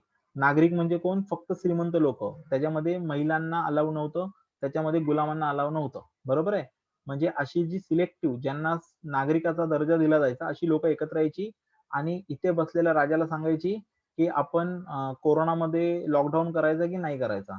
लोक म्हटली लॉकडाऊन नाही करायचा, लॉकडाऊन नाही करायचा. लोक म्हटली लॉकडाऊन करायचा, लॉकडाऊन करायचा. ह्याला काय म्हणतो आपण? डेमोक्रेसी, लोकशाही, डायरेक्ट लोकशाही. म्हणजे काय? लोकांनी डायरेक्ट निर्णय घेतला, राजा ते इम्प्लिमेंट करणार. राजाने लोकांना प्रश्न विचारला, करायचं की नाही करायचं? लोक म्हटली करायचं, करायचं, नाही करायचं, नाही करायचं. कळलं? डोकं वापरा नाही तर गुडघा वापरा, काय फरक नाही पडत. हे कळलं तुम्हाला? Direct democracy. बरं, पण भारतासारख्या देशाला असं चालेल का? संसदेत दिल्लीला जायचं रोज सर्वांनी निर्णय घ्यायला? नाही. मग कसं आलं? रिप्रेझेंटेटिव्ह, बरोबर आहे. आता रिप्रेझेंटेटिव्ह म्हणजे काय? सगळे जाऊ शकत नाही म्हणून आपण कोण पाठवतो? आपले प्रतिनिधी पाठवतो. रिप्रेझेंटेटिव्ह. हा. पण आता रिप्रेझेंटेटिव्ह 2 पद्धतीने पाठवू शकता. एकाला म्हणतो आपण प्रेसिडेन्शियल डेमोक्रेसी, जी अमेरिकेत आहे, बरोबर आहे. म्हणजे जे 3 लोक असतात, 3 सिस्टीम चालते आपल्याकडे. ज्युडिशियरी म्हणजे काय? न्यायालय, न्याय देतं, बरोबर आहे. ठीक आहे. आणि संविधानाप्रमाणे देश चाललाय की नाही बघतं. दुसरं काय असतं? एक्झिक्युटिव्ह म्हणजे सरकार. आणि तिसरं असतं लेजिस्लेटिव्ह म्हणजे कायदे बनवणं, बरोबर आहे. हे तर माहिती आहे ना तुला? हो सर. सर. हा. ठीक आहे. बरं, ठीक आहे. मग आता लेजिस्लेटिव्ह, मग कायदे. आता प्रेसिडेन्शियल मध्ये काय असतं? हे तिघही वेगळे निवडून येतात. त्यांच्याकडे तिथे कायदे बनवणारे जे आहे त्याला काँग्रेस म्हणतात. तर त्यांच्या हाऊसमध्ये लोक एकदा इलेक्शन करतात आणि लोक निवडून देतात. इथे निवडून आणि लोक काय करतात? फक्त कायदे बनवायचं काम करतात. काय करतात? ते सरकारला कुठल्याही प्रकारे प्रश्न विचारत नाहीत किंवा सरकार त्यांना उत्तरदायी नसतं. कळलं? ते कारण त्यांना कशाला निवडून दिलंय? फक्त कायदे बनवायला. तर त्यांनी संविधानानुसार आणि लोकांच्या मागण्यानुसार काय करायचे? फक्त कायदे बनवायचे. नंतर ते प्रेसिडेंटसाठी वेगळं इलेक्शन देतात. सो इकडे एक्झिक्युटिव्ह म्हणजे जो देश चालवणार आहे, जो कार्यकारी प्रमुख आहे, सीईओ, त्यांच्या देशातला सगळ्यात हेड जो देश चालवणार आहे, सो त्या हेडला ते डायरेक्ट निवडून देतात. बरोबर आहे. म्हणजे लोक कोणाकडे निवडून देतात? डायरेक्ट हेडला निवडून देतात. बरोबर आहे. म्हणून त्यांचा हेड कोणाकडे निवडून येतो? डायरेक्टली लोकांकडून येतो. म्हणून तो काय करतो? तो लोकांना येऊन उत्तर देतो. मग माहिती आहे बेडन किंवा आधी ट्रम्प होता, आधी हे होते, ते असे लोकांसमोर येऊन डिक्लेअर करतात त्यांना जे काही करायचंय. बरोबर आहे ना? कारण जर लोकांनी निवडून हो दिले, सर. ह्या माणसाला लोकांनी निवडून दिलं, तर त्यांनी कोणाला उत्तर द्यायला पाहिजे? डायरेक्टली लोकांना. म्हणून तो लोकांना उत्तर देतो. तो ह्यांना उत्तर देतो का? नाही. बरं, आता ह्या सगळ्यांनी मिळून ह्याला विरोध केला की हा फालतू माणूस आहे, तरी पण सरकार पडेल का? नाही, कारण ह्यांनी सरकारला निवडून दिलेलं नाही. कळलं? तर हे 4 वर्ष येतं, 4 वर्ष टिकतं. आलं लक्षात? कारण ह्यांना गरज लागत नाही. कळलं? हे तिन्ही पण अमेरिकेमध्ये काय प्रेसिडेंटच्या इलेक्शनशिप मध्ये काय हे तिन्ही वेगळे आहेत. हा पण रिप्रेझेंटेटिव्ह झाला, हे पण रिप्रेझेंटेटिव्ह झाले, पण ह्याला काय म्हणतो? Presidential representation. म्हणजे काय की कार्यकारी प्रमुख डायरेक्ट लोक निवडून देतात आणि ह्याचं जे काही मंत्रिमंडळ वगैरे असेल तर कोणी बसू शकतो. लाईक ट्रम्पने काय केलेलं? स्वतःच्या जावयालाच बनवला. बरोबर. सो कार्यकारी प्रमुख पूर्ण टीम निवडतो. कळलं? आणि हा प्रमुख डायरेक्ट लोकांना उत्तरदायी असतो. हा इकडे ह्यांना उत्तरदायी नसतो, हा ह्यांना उत्तरदायी, लाईक लोकांशी बोलतो. Is that clear? बर. पण आपण कुठली पद्धत स्वीकारलेली आहे? पार्लमेंटरी. पार्लमेंटरी सिस्टीम मध्ये काय होतं की तुम्ही 3 हे असतात, ज्युडिशियरी, एक्झिक्युटिव्ह आणि लेजिस्लेचर. बरोबर आहे ना? इथे ज्युडिशियरी वेगळी असतेच. प्रत्येक लोकशाही म्हटले की ज्युडिशियरी वेगळी असणारच. हा मूळ ऑब्जेक्टिव्हच आहे त्याचा. पण आता रिप्रेझेंटेशन, पार्लमेंटरी रिप्रेझेंटेशन मध्ये लोक कुठे पाठवतात? रिप्रेझेंटेशन फक्त लोकसभेत पाठवतात. कुठे पाठवतात? लोकसभेत. म्हणजे तुम्ही सरकार निवडून देता का? बरं, तुम्ही उद्धव ठाकरे निवडून दिलं होतं का? मग पण कार्यकारी प्रमुख कोण आहे महाराष्ट्राचा? उद्धव ठाकरे. बरोबर. तुम्ही निवडून नव्हतं दिलेलं सरकारला. बरं, तुम्ही मनमोहन सिंगांना कधी निवडून दिलं होतं का? नाही. पण प्राईम मिनिस्टर कोण म्हणले होते? 2दा मनमोहन सिंग म्हणले होते. बरोबर आहे ना? ठीक आहे. याचा अर्थ काय? तुम्ही एक्झिक्युटिव्ह म्हणजे तुम्ही सरकार निवडतच नाही. तुम्ही कोणाला निवडता? तुम्ही फक्त तुमचे कायदे मंडळातली लोक निवडता. कायदे मंडळातील लोक निवडता तुम्ही. म्हणून त्याला आपण एमपी म्हणतो, मेंबर ऑफ पार्लमेंट. तर तुम्ही कोण निवडता? Member of parliament. या मेंबर ऑफ पार्लमेंट मध्ये पण दोन हाऊस आहेत. कोण कोण आहेत? लोकसभा आणि राज्यसभा. राज्यसभा काय करते? तर आपल्याकडे जे कोणी 29 राज्य आहेत, जसं महाराष्ट्राला ऑक्सिजन नाही मिळत आहे, महाराष्ट्राला जीएसटीचे पैसे नाही मिळत आहेत, महाराष्ट्राला मेडिकल सुविधा नाही मिळत आहेत, मग महाराष्ट्राची बाजू केंद्रापर्यंत किंवा दिल्लीच्या संसदेपर्यंत कोण पोहोचवणार? कोण पोहोचवणार? राज्य. मग महाराष्ट्राच्या वतीने, महाराष्ट्र राज्याच्या वतीने, महाराष्ट्र गव्हर्नमेंटच्या वतीने, महाराष्ट्र गव्हर्नमेंट म्हणजे महाराष्ट्राची जी विधानसभा आहे ते त्यांचे रिप्रेझेंटेटिव्ह ते पाठवतील. आपली काय जागा असेल 3-4 लोक, 10 लोक, 20 लोक, समजा 20 लोक आहेत तर आपण 20 लोक राज्यसभेत पाठवले. कळलं? सो ही राज्यसभा. सो राज्यसभेमध्ये कोण रिप्रेझेंटेशन करतं? राज्याचे प्रतिनिधी करतात. कोणाचे प्रतिनिधी करतात? राज्याचे. स्टेट गव्हर्नमेंट ठरवतं का मग? स्टेट गव्हर्नमेंट म्हणजे इलेक्शन होतं विधानसभेत. ओके. आपल्याला पुढे बघायचं ते लोकसभा झाली की राज्यसभाच बघायची आपल्याला. कळलं? तर त्यांची पद्धत आहे. पण राज्यसभेमधून जसं आठवले गेले, महाराष्ट्रातून आठवलेंना पाठवलंय. कळलं? अजून कोणाला पाठवतो? मग काय कर, त्यांचं ऑब्जेक्टिव्ह काय असतं की राज्याची, केंद्र आणि राज्य संबंध, काय गटार साफ करा, रस्ते बांधा, खड्डे पडलेत, हे काम नाही त्यांचं. त्यांचं काम काय? केंद्र राज्य संबंध. जीएसटीचे पैसे आले नाहीयेत महाराष्ट्राला, युपीला गेलेत, आम्हाला नाही आले, खेचून आणा, भांडा तिकडे. कळलं? महाराष्ट्र सरकारला फंड मिळत नाही, भांडा तिकडे. कळलं? महाराष्ट्र सरकारचे हात कापलेत, भांडा तिकडे. केंद्राने राज्याचेच अधिकार कापलेत, केंद्राशी भांडा तिथे. कळलं? म्हणजे महाराष्ट्राची बाजू, केंद्र राज्य संबंध मांडणं हे राज्यसभेचे ते असतात. आणि लोकसभेमध्ये लोकांचे प्रतिनिधी असतात. कळलं? म्हणजे ऑटोमॅटिकली तुम्ही जी लोक निवडून देता, कळलं? म्हणजे आता लोकसभेमध्ये तुम्ही जे निवडून देता लोक, कळलं? या ह्याच्यामध्ये तुम्ही कुठे निवडून देता लोक? लोकसभेत निवडून देता. कुठे निवडून देता? लोकसभेमध्ये. हा, लोकसभेमध्ये. ठीक आहे. मी इथे आता मोठा काढतो म्हणजे परत कळेल. पार्लमेंट मध्ये 2 हाऊस आहेत, एक लोकसभा, एक राज्यसभा. कळलं? ठीक आहे. आणि नंतर इथे काय? एक्झिक्युटिव्ह आहे. बरोबर आहे? इथे सरकार आहे. मग आधी तुम्ही फक्त लोकसभेतले एमपी निवडून देता. हे लोकसभेतले जे एमपी असतात ना, या लोकसभेतल्या एमपींना अधिकार दिलेला आहे की तुम्ही एक्झिक्युटिव्ह ठरवा कोण आहे ते. कळलं? म्हणजे सरकारमध्ये कोण बसणार हे कोण ठरवतं? लोकसभेचे एमपी. लोकसभेतले एमपी ठरवतात. ठीक आहे. लोकसभेतल्या एमपींना कोण निवडून देतं? लोक. लोक निवडून देतात. बरोबर आहे. म्हणून आपल्याकडे म्हणून हा जो एक्झिक्युटिव्ह असतो, हा जो प्राईम मिनिस्टर असतो आपल्याकडे, त्याला कोणाला उत्तर द्यायचं असतं? लोकसभेत. कारण ह्या एमपी जेवढे कोणी 545 एमपी आहेत, या 545 एमपींनी ह्याला सांगितलंय की तू देश चालव. बहुमत कोणाचं पण असेल, बरोबर, बहुमत असलेला आहे पीएम म्हणतो, पण इनडायरेक्टली याचा अर्थ काय? हे 545 एमपी ठरवतात की प्राईम मिनिस्टर देश कोण चालवणार. बरोबर आहे? बरोबर आहे. म्हणजे प्राईम मिनिस्टरला कोणाला उत्तर द्यावं लागतं? लोकसभेला. कळलं? आणि म्हणून प्राईम मिनिस्टरला कोणाचा पाठिंबा लागतो? लोकांचा की लोकसभेचा? लोकसभेचा. लोकसभेचा पाठिंबा लागतो. हे कळलं तुम्हाला सगळ्यांना? Yes sir. काही डाऊट आहे हो याच्यामध्ये? सर. नाही सर. हा. सो ही भारताची, ह्याला म्हणतात ठीक आहे हे तुम्ही ह्याच्या व्यतिरिक्त कोणालाही निवडून देत नाही. कळलं? बरोबर आहे. म्हणजे तुम्ही पूर्ण भारताच्या पूर्ण सिस्टीम मध्ये ना तुम्ही राष्ट्रपती निवडून देत, ना तुम्ही व्हाईस प्रेसिडेंट निवडून देत, ना तुम्ही राज्यसभेचे सदस्य निवडून देत, ना तुम्ही गव्हर्नर निवडून देत, ना तुम्ही विधान परिषद निवडून देत. तुम्ही फक्त एकतर लोकसभा निवडता, नाहीतर विधानसभा निवडता, ते पण विधानसभेचे सदस्य निवडता, नाहीतर मग तुम्ही जिल्हा परिषद नाहीतर महानगरपालिका. बरोबर आहे ना? सो तुम्ही फक्त लोकांचे प्रतिनिधी निवडून देतात. हे क्लिअर झालं सगळ्यांना? Yes sir. हा. आता Yes, काही sir. डाऊट? हा. तर नीट वाचा, त्याशी तुम्हाला कळणार नाही. ठीक आहे. हा. तर याचा सिंपल अर्थ काय होतो की लोकसभेमध्ये ह्या सरकारला, म्हणजे लोकसभेचं मेन काम कायदा बनवणं आहे, पण कायदा बनवण्याबरोबर त्यांचं दुसरं काम काय आहे? या सरकारला निवडून देणं, या सरकारने काय काम केलं त्याची उत्तरं मागून घेणं, या सरकारने चुकीचं काम केलं तर त्यांना खडसावणं, या सरकारने जेवढा काही खर्च केला त्याच्यावरती चर्चा करणं, या सरकारकडे हिशोब मागणं, या सरकारकडे, आणि ह्या सरकार नालायक निघालं तर सरकारला पाडणं. बरोबर आहे? की बाबा तू बसू नको, तुझं काही खरं नाही, तू गप घरी जा. बरोबर आहे? हे करणं. मग ज्या वेळेला ह्याचा अर्थ काय होतो की समजा 500 लोक असतील तर मेजॉरिटी प्रमाणे इथे बसणार, म्हणजे ज्याला 251 मतं असतील तो इथे बसेल की नाही? येस. बरोबर आहे. म्हणजे इथे प्राईम मिनिस्टर जो कोणी बसलेला असेल त्याला ऍटलीस्ट किती लोकांनी हो म्हटलं पाहिजे? तुम हमारा नेता हो. 500 लोक पकडली तर 251 लोकांनी ऍटलीस्ट हो म्हटलं पाहिजे की तू आमचा नेता आहेस. बरोबर आहे? जर ह्यांच्यातले लोक म्हटले की तू आमचा नेता नाहीयेस, 25 लोक म्हटले तू आमचा नेता आहेस, मग प्राईम मिनिस्टर इथे बसू शकतो का? तो व्यक्ती तिथे बसू शकतो का? नाही. ज्याला पाठिंबा असेल तो तिथे जाऊन बसेल. बरोबर आहे ना?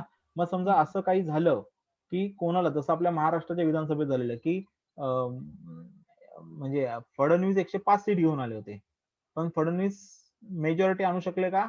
नाही. बरोबर आहे? आणि ज्यांनी मेजॉरिटी आणून दाखवली त्यांनी सत्ता स्थापन केली. बरोबर आहे? सो फायनली काय की किती लोकांचा इथे जो माणूस बसतो त्याला ह्या सदस्यांपैकी किती लोकांचा पाठिंबा आहे. एकाच पार्टीचा आहे का हे कोणी विचारत नाही. इथे समजा 500 लोक आहेत, या 500 पैकी किती लोकांनी इथे पाठिंबा दिला पाहिजे ह्या व्यक्तीला? इथे मी उभा राहिलो समीर, 251. 251 लोकांनी पाठिंबा दिला पाहिजे. आता 545 प्रमाणे ते नंबर बदलतात. नंबर इम्पॉर्टंट आहे. हा. नंबर इम्पॉर्टंट आहे. बरोबर आहे? मग समजा एखादा लोक आहे की त्याला कोणाला, सगळ्यांना 200 का, प्रत्येकाला फक्त 200 लोक गोळा करता येतात. ए पार्टीला विचारलं 200 लोक आहेत, दुसरा 200 लोक आहेत, तिसरा पण बोलतो 200 लोक जमा करता येतात. कोणालाही 250 लोक जमा नाही करता येतात. माझ्यासोबत तू आली तर तिसरा म्हणतो की नाही मी येणार त्याच्यासोबत, तो माझ्यासोबत आला तर तू म्हणते तू नाही येणार माझ्यासोबत. बरोबर आहे? म्हणजे जर हा आकडा कोणाला उभा नाही करता आला याचा अर्थ कोणीही प्राईम मिनिस्टर बनू शकत नाही, कोणीही सरकार उभं करू शकत नाही. मग या लोकसभेचं काय करायचं? काय करायचं? बुडवा. लोकसभा परत इलेक्शन होते. अच्छा. टाय झाल्यावर. म्हणजे जर कोणीच हा मॅजिक फिगर आणू शकत नसेल तर लोकसभा आणून उपयोग होत नाही. हे आधी पण होऊ शकतं, हे मध्ये पण होऊ शकतं. सारखं माहिती आहे ना, फडणवीस सांगतात की महाराष्ट्र गव्हर्नमेंट पडेल, सो ते कोणाला तरी फोडायचा प्रयत्न करतात की त्यांनी जी काही नंबर केले त्यातला एक जरी फुटला, राष्ट्रवादी फुटला, किंवा त्यांनी त्यांची लोक फोडली, किंवा कोणीतरी बंड केले, तर ती मॅजिक फिगर खाली आहे आणि सरकार पडेल असा तो प्रयत्न आहे त्यांचा. कळलं? की ते नंबर खाली आणायचे. कळते तुम्हाला? मध्ये पण होत आहे सर. हे कधीही होऊ शकतं. जोपर्यंत बसलेल्या पीएम ला किंवा सीएम ला लोकांच्या सभागृहामधून पाठिंबा आहे तोपर्यंत तो इथे राहू शकतो. ज्या दिवशी इकडचा पाठिंबा संपला, इकडचे नंबर संपले की इकडचा गेम संपला. येते सर लक्षात? ते मध्ये मोदीचं ते Minister- अकाली दल. हा बोला काय. Hello sir. हा सर ते मोदीला अकाली दल सोडून गेलं तेव्हा मग नाही पडलं का? कारण मोदी गावात? कारण त्यांच्याकडे एलईडी जास्त मेंबर आहेत. अच्छा, ते नंबर मेंटेन केला हा पाहिजे. बीजेपीकडे एकट्याकडे ह्याच्यापेक्षा जास्त लोक आहेत. करेक्ट. 250 पाहिजे, त्यांच्या एकट्याकडे 280 आहे. त्यामुळे बाकीचे जरी कोणी आले सोडून गेले काही फरक पडत नाही. नाही. हे कळलं? येस. पण ते समजा जर महाराष्ट्र सरकार पडलं तर उद्या परत पोटनिवडणूक होणार की पोटनिवडणूक नाही म्हणत. BJP पोटनिवडणूक बहुमत साध्य करून सरकारमध्ये. पोटनिवडणूक वेगळं असतं. पोटनिवडणूक हा, फक्त sorry, एखाद दोन sorry. हा, हा. एखाद हा, दोन हा. सीटसाठी असते. एखादी जागा बरोबर, खाली बरोबर. झाली, तिथला आमदार खासदार मेला हा, हा. किंवा त्यांनी पद सोडलं तर असते. तिथे एकतर ती पद्धत वेगळी आहे. मी सांगतो तुम्हाला काय होईल ते. पहिले हे कळालं का सांगा मला. हो Yes, sir. कळलं हो, नाही, सर. बाकी काय टेन्शन, बाकी काय प्रॉब्लेम नाही ना? हा, कारण आपल्याला खूप सारं संपायचं नाही. आपला खूप बेसिक राहते. म्हणजे तुम्हाला लक्षात नाही. बरं ठीक आहे. हे कळलं, काय प्रॉब्लेम नाही ना? हा ठीक आहे. बरं. ते राष्ट्रपतीच्या पॉवर मध्ये येतं. सांगतो तुला काय असतं ते. ठीक आहे. हे कळलं? ओके. हो सर. साधारण बघ, कधी पण कसं असतं की तुला जेव्हा कधी तू लोकसभेमध्ये असतो ना, आता लक्षात ठेवा, कधी पण जेव्हा तुम्ही लोकसभेमध्ये असता, राज्यसभा आणि इथे गव्हर्नमेंट तुम्हाला स्थापन करायची आहे, तुम्हाला लोकसभेमधली मॅजिक फिगर दाखवायला लागते. बरोबर आहे. आता महाराष्ट्राच्या विधानसभेत 288 आहेत किंवा आपल्याकडे तर मॅजिक फिगर. आता समजा जसं आपण म्हटलं की 250 ही मॅजिक फिगर आहे. एक्झाम्पल देतो हा. तर तेवढी ती नाही, जास्त आहे. मी तुम्हाला जे समजायला देतोय. बरोबर आहे. समजा आता मोदी गव्हर्नमेंट आहे, म्हणजे समजा बीजेपी आहे. बीजेपीने 250 दाखवले. ते राष्ट्रपतीला सांगतात, प्रेसिडेंटला सांगतात की आमच्याकडे पॉवर आहे, आम्हाला एकदा चान्स दे. ठीक आहे. मग बीजेपीचा हेड म्हणून एखादा माणूस जातो. ते विचारणार तुमचा नेता कोण. त्यांनी नाव दिलं मोदी. ओके म्हटले, ठीक आहे. दाखवा 250 लोक. मोदी आले, त्यांना 250 लोक दाखवता नाही आले. मग परत त्यांना 1-2 दिवस प्रेसिडेंट काय देणार, प्रेसिडेंट स्वतःच्या लोकांनी वेळ देणार की घे 2 दिवस घे, 2 दिवसामध्ये बहुमत दाखव. मोदी म्हटलं 2 नको, जरा मला सेटिंग लावायचे, 5 दिवस पाहिजेत. पण ठीक आहे, 5 दिवस घे, काय प्रॉब्लेम नाही. ठीक आहे. सो 5 दिवस दिले. मोदी आले. मोदीने बीजेपीला 240 लोक आहेत, 10 लोक इकडनं तिकडनं गोळा करायचा प्रयत्न केला, कोणीच गेलं नाही. कळलं? त्यांनी प्रयत्न फसले. गेला तर ते दाखवू शकतात की माझ्याकडे 250 आहेत, हे बघा 250 लोक, ही बघा सही, मला प्राईम मिनिस्टर करा. पण समजा आता बीजेपीला नाही येत आहेत, मग दुसरं तेव्हा चान्स कोण देणार. समजा दुसरी मोठी पार्टी कुठली आहे, समजा काँग्रेस पार्टी असेल. काँग्रेसचा समजा 200 मत आहेत, मग काँग्रेसला ऑप्शन देणार प्रेसिडेंट की ठीक आहे, बीजेपी नाही. पहिला कोणाला दिला ऑप्शन, बीजेपीला, कारण जास्त सीट आहे. दुसरं कोणाला बोलवणार ते 5 दिवस देऊन, काँग्रेसला. काँग्रेसला सांगितलं की तू बनवू शकतो का, काँग्रेस म्हटलं बनवू शकतो. मग प्रेसिडेंट म्हटलं घे 1 दिवस. तो बोले हो चिटिंग, यांना 5 दिवस, मला 1 दिवस. बोलते नाही, माझा फेवरेट आहे मोदी, मी 5 दिवस देणार, तुला 1च दिवस देणार, तू आवडत नाही मला. ठीक आहे. मग नंतर भांडणं झाली. ते बोले ठीक आहे, 1 नको, 4 दिवस घे, चल. मग 4 दिवस दिले. काँग्रेसने सगळ्या लोकांना गोळा केलं, इकडे तिकडे लोक पाया पडले, है ना. ते बोलले की त्याला राहुल गांधी उभे नाही करणार, आम्ही मनमोहन सिंगांना उभं करू, अजून आणू, रघुराम राजन आणू, काहीतरी करू, चांगलं करू. ठीक आहे, प्रत्येकाला मंत्रिपद देऊ, असं काहीतरी केलं. कळलं? आणि त्यांनी आणले 50 लोक. मग काय होणार, काँग्रेस सत्ता बनवणार. पण ह्यांना पण जमलं नाही. समजा ते बोलले नकोच, काँग्रेस नकोच. मग आले तिसरे, लेफ्ट आले, किंवा अजून दुसरे कोणतरी आले, किंवा थर्ड फ्रंटच उभी केली कोणीतरी. शरद पवार एकत्र आले. ते बोलले जाऊ दे, मला बनवा, मी सगळ्यांना गोळा करतो. आणि शरद पवारांनी 240 लोक गोळा केली.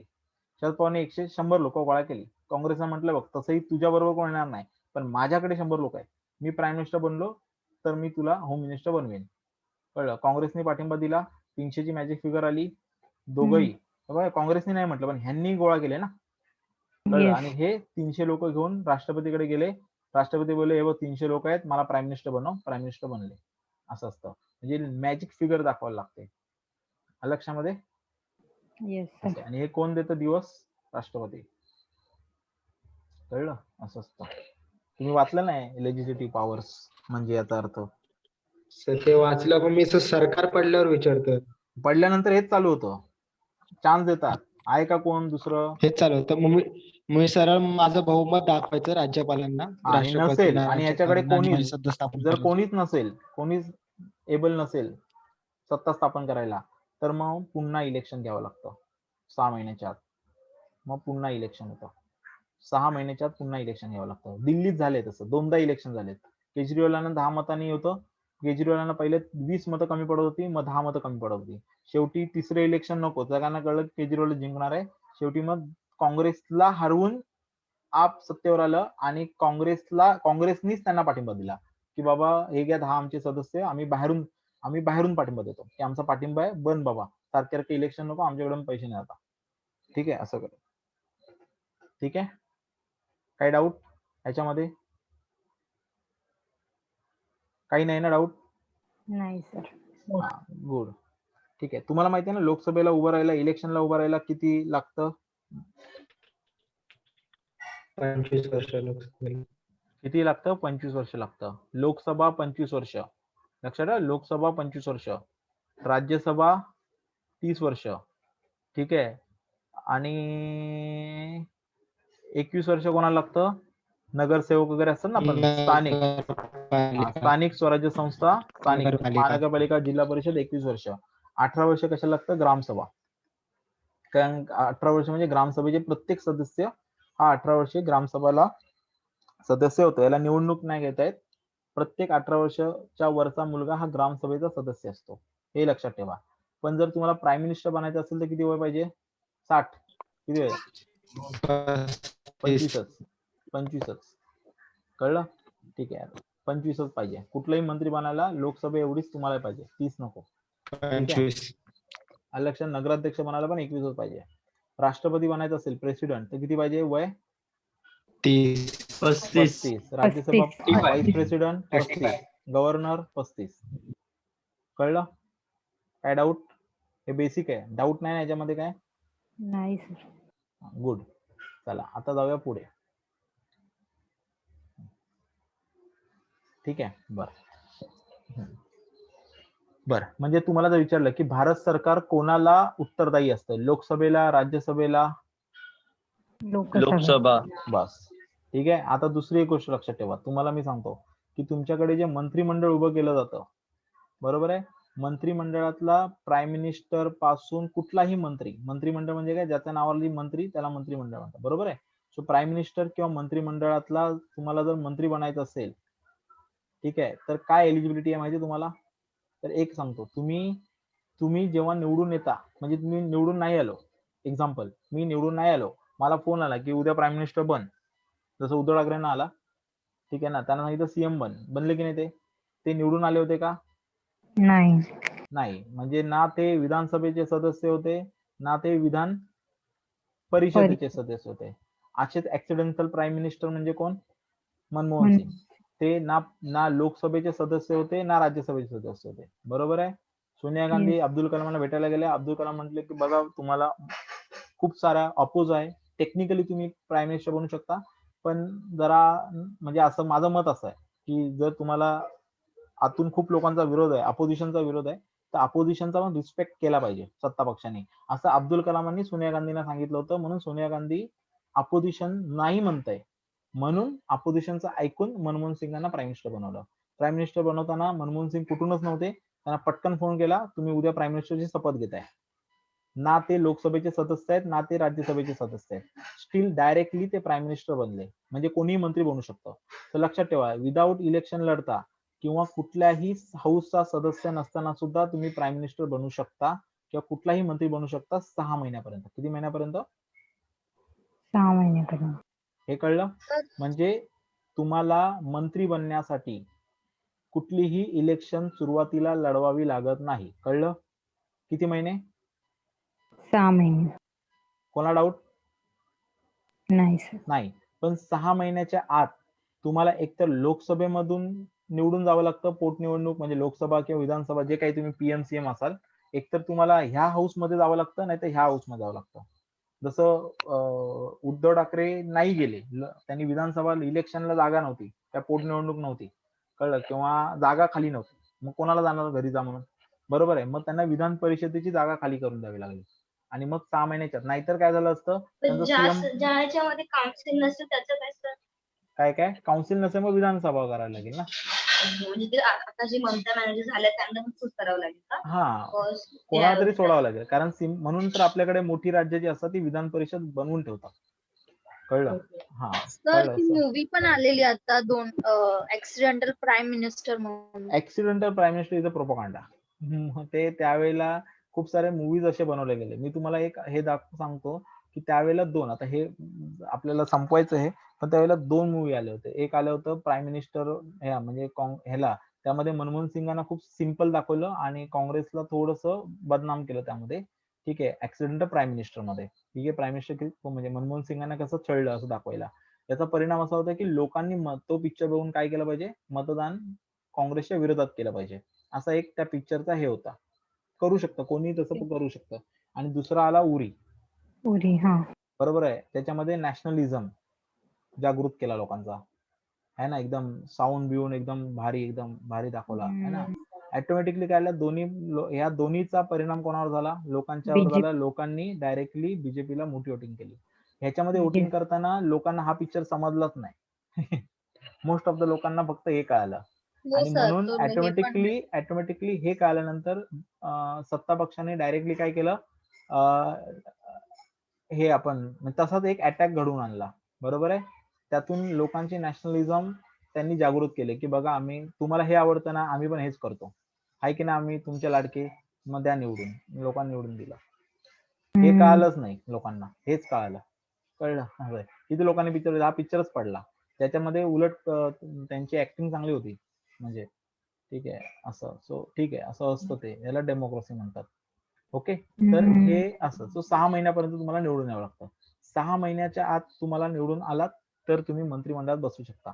आता मनमोहन सिंग असतील, समजा मनमोहन सिंग होते किंवा इंदिरा गांधी पण एकदा राज्यसभेतून आले, असं मनमोहन सिंग असतील किंवा आता उद्धव ठाकरे असतील, हे काय पीपल हाऊस मधले लोक नाहीयेत, कळलं. पण असं जरी असलं तरी मनमोहन सिंग राज्यसभेतून यायचे.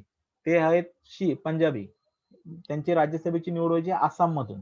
कुठून यायची, आसाम मधून ते निवडून यायचे, कळलं. पण कुठूनही निवडून आले, राज्यसभेची जरी सीट असली तरी त्यांचा हाऊस, ते राज्यसभेचे मेंबर आहेत, पण प्राईम मिनिस्टर म्हणून त्यांना उत्तर कुठे द्यायचंय, राज्यसभेत नाही, कुठे, लोकसभेत, कळलं. त्यांना पाठिंबा कुठला पाहिजे, राज्यसभेचा की लोकसभेचा, लोकसभेचा.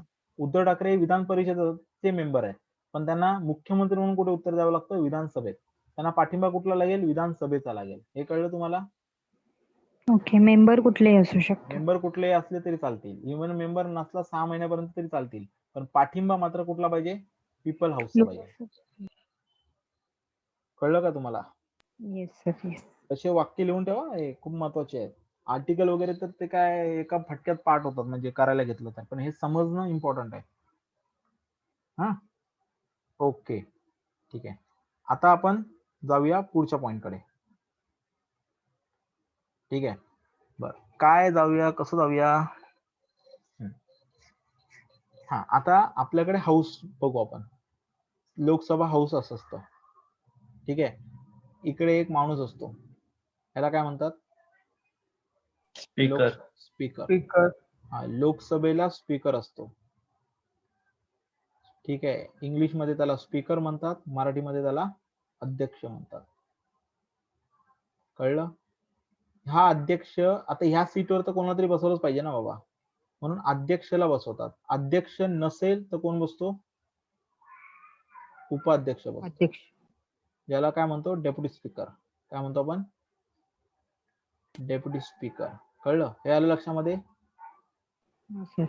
हा, आता डेप्युटी स्पीकर पण गेला, याला कोरोना झाला, याला चक्कर आली, आता काय करा तुम्ही, हाऊस वर चालवायचं मग.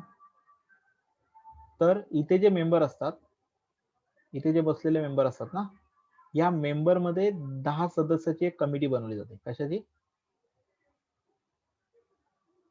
10 मेंबर कमिटी असते. कळलं. जर का चुकून लोकसभा अध्यक्ष नाहीये, आजारी पडलाय, आणि उपाध्यक्ष लोकसभेमध्ये सभापती असतात ना, राज्यसभेचा सभापती असतो, लोकसभेला अध्यक्ष असतो. कळलं, कळलं का. हो सर. लोकसभेला अध्यक्ष असतो, राज्यसभेला सर सभापती असतो. एम लक्ष्मीकांत त्यांच्या पुस्तकात दिलंय की लोकसभेसाठी सभापती उपसभापती असतात, राज्यसभेमध्ये अध्यक्ष आणि उपाध्यक्ष असतात, असं पुस्तकात दिलंय सर इथे. मराठीच्या पुस्तकांमध्ये चेक करायला लागेल, फक्त इंग्लिश मध्ये स्पीकर म्हणतात एवढं लक्षात ठेवा.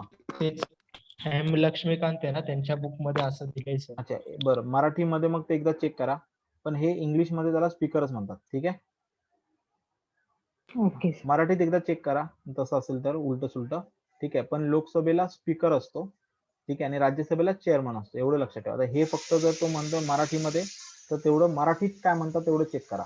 ठीक आहे, गडबड व्हायला नको आपल्याला. बरं, पण समजा डेप्युटी स्पीकर पण नसेल तर कोण असतो तिथे, काय बसणार तिथे, एक 10 मेंबरची कमिटी असते ह्या सदस्यांची.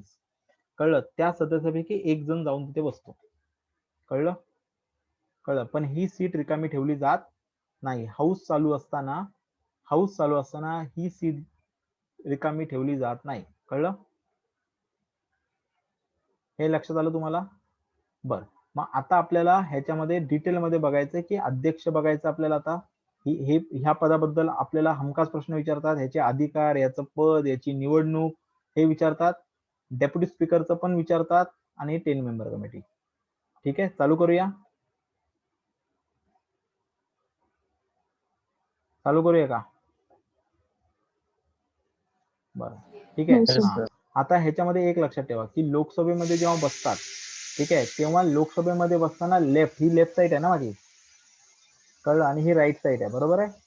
सो लेफ्ट साईड कडनं तुमचे हे इकडे जी असते, इकडे सत्ता पार्टी म्हणजे रुलिंग पार्टी बसते. काय बसते?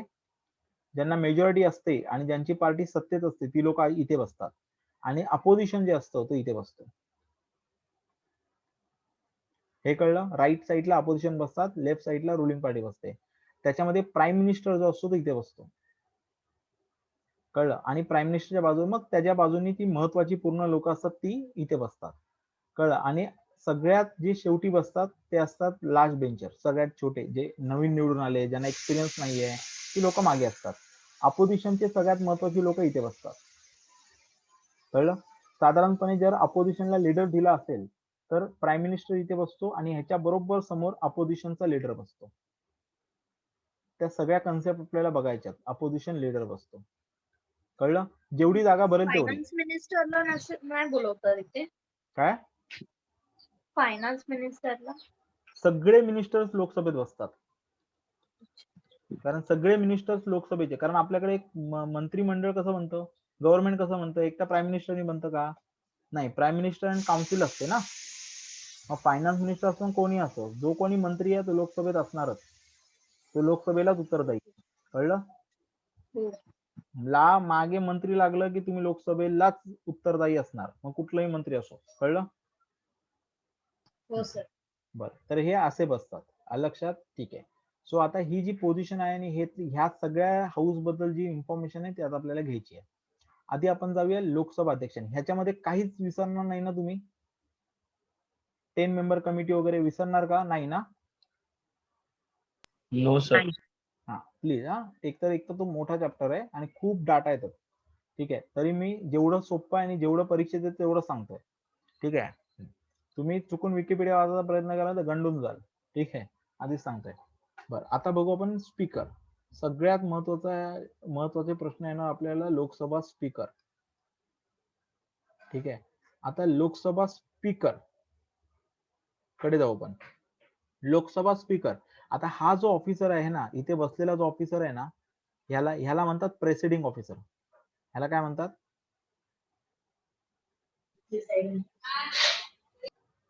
Presiding officer. आता प्रेसिडिंग ऑफिसर कोणी असू शकतो ना, म्हणजे तो लोकसभा अध्यक्ष पण असेल, म्हणजे मेनली लोकसभा अध्यक्ष लोकसभा स्पीकरच बसणार. तो नसेल तर डेप्युटी स्पीकर बसणार. तो नसेल तर ह्या 10 सदस्यांपैकी कोण जो असेल तो तिथे जाऊन बसणार. बरोबर आहे, पण जो इथे बसतो त्याला काय नावाने ओळखलं जातं?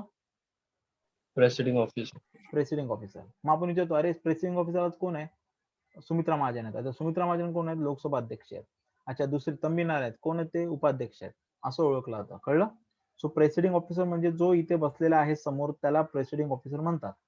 लोकसभेमध्ये लोकसभा अध्यक्ष असेल किंवा लोकसभा स्पीकर असेल आणि राज्यसभेमध्ये तो व्हाईस प्रेसिडेंट असेल. कळलं? पण जो इथे बसतो त्याला प्रेसिडिंग ऑफिसर म्हणतात. काही डाऊट नाही ना? बर, ठीक आहे. आता पुढचा पॉइंट बघूया आपण. हो, आता लक्षात घ्या लोकसभेचा स्पीकर कसा निवडला जातो. ठीक आहे, पहिल्यांदा, ठीक आहे, लक्षात घ्या, पहिल्यांदा लोकसभा स्पीकर, पहिल्यांदा नवीन लोक निवडून येतात. बरोबर आहे ना? सगळी कोण निवडून येतात? ही सगळी नवीन लोक निवडून येतात.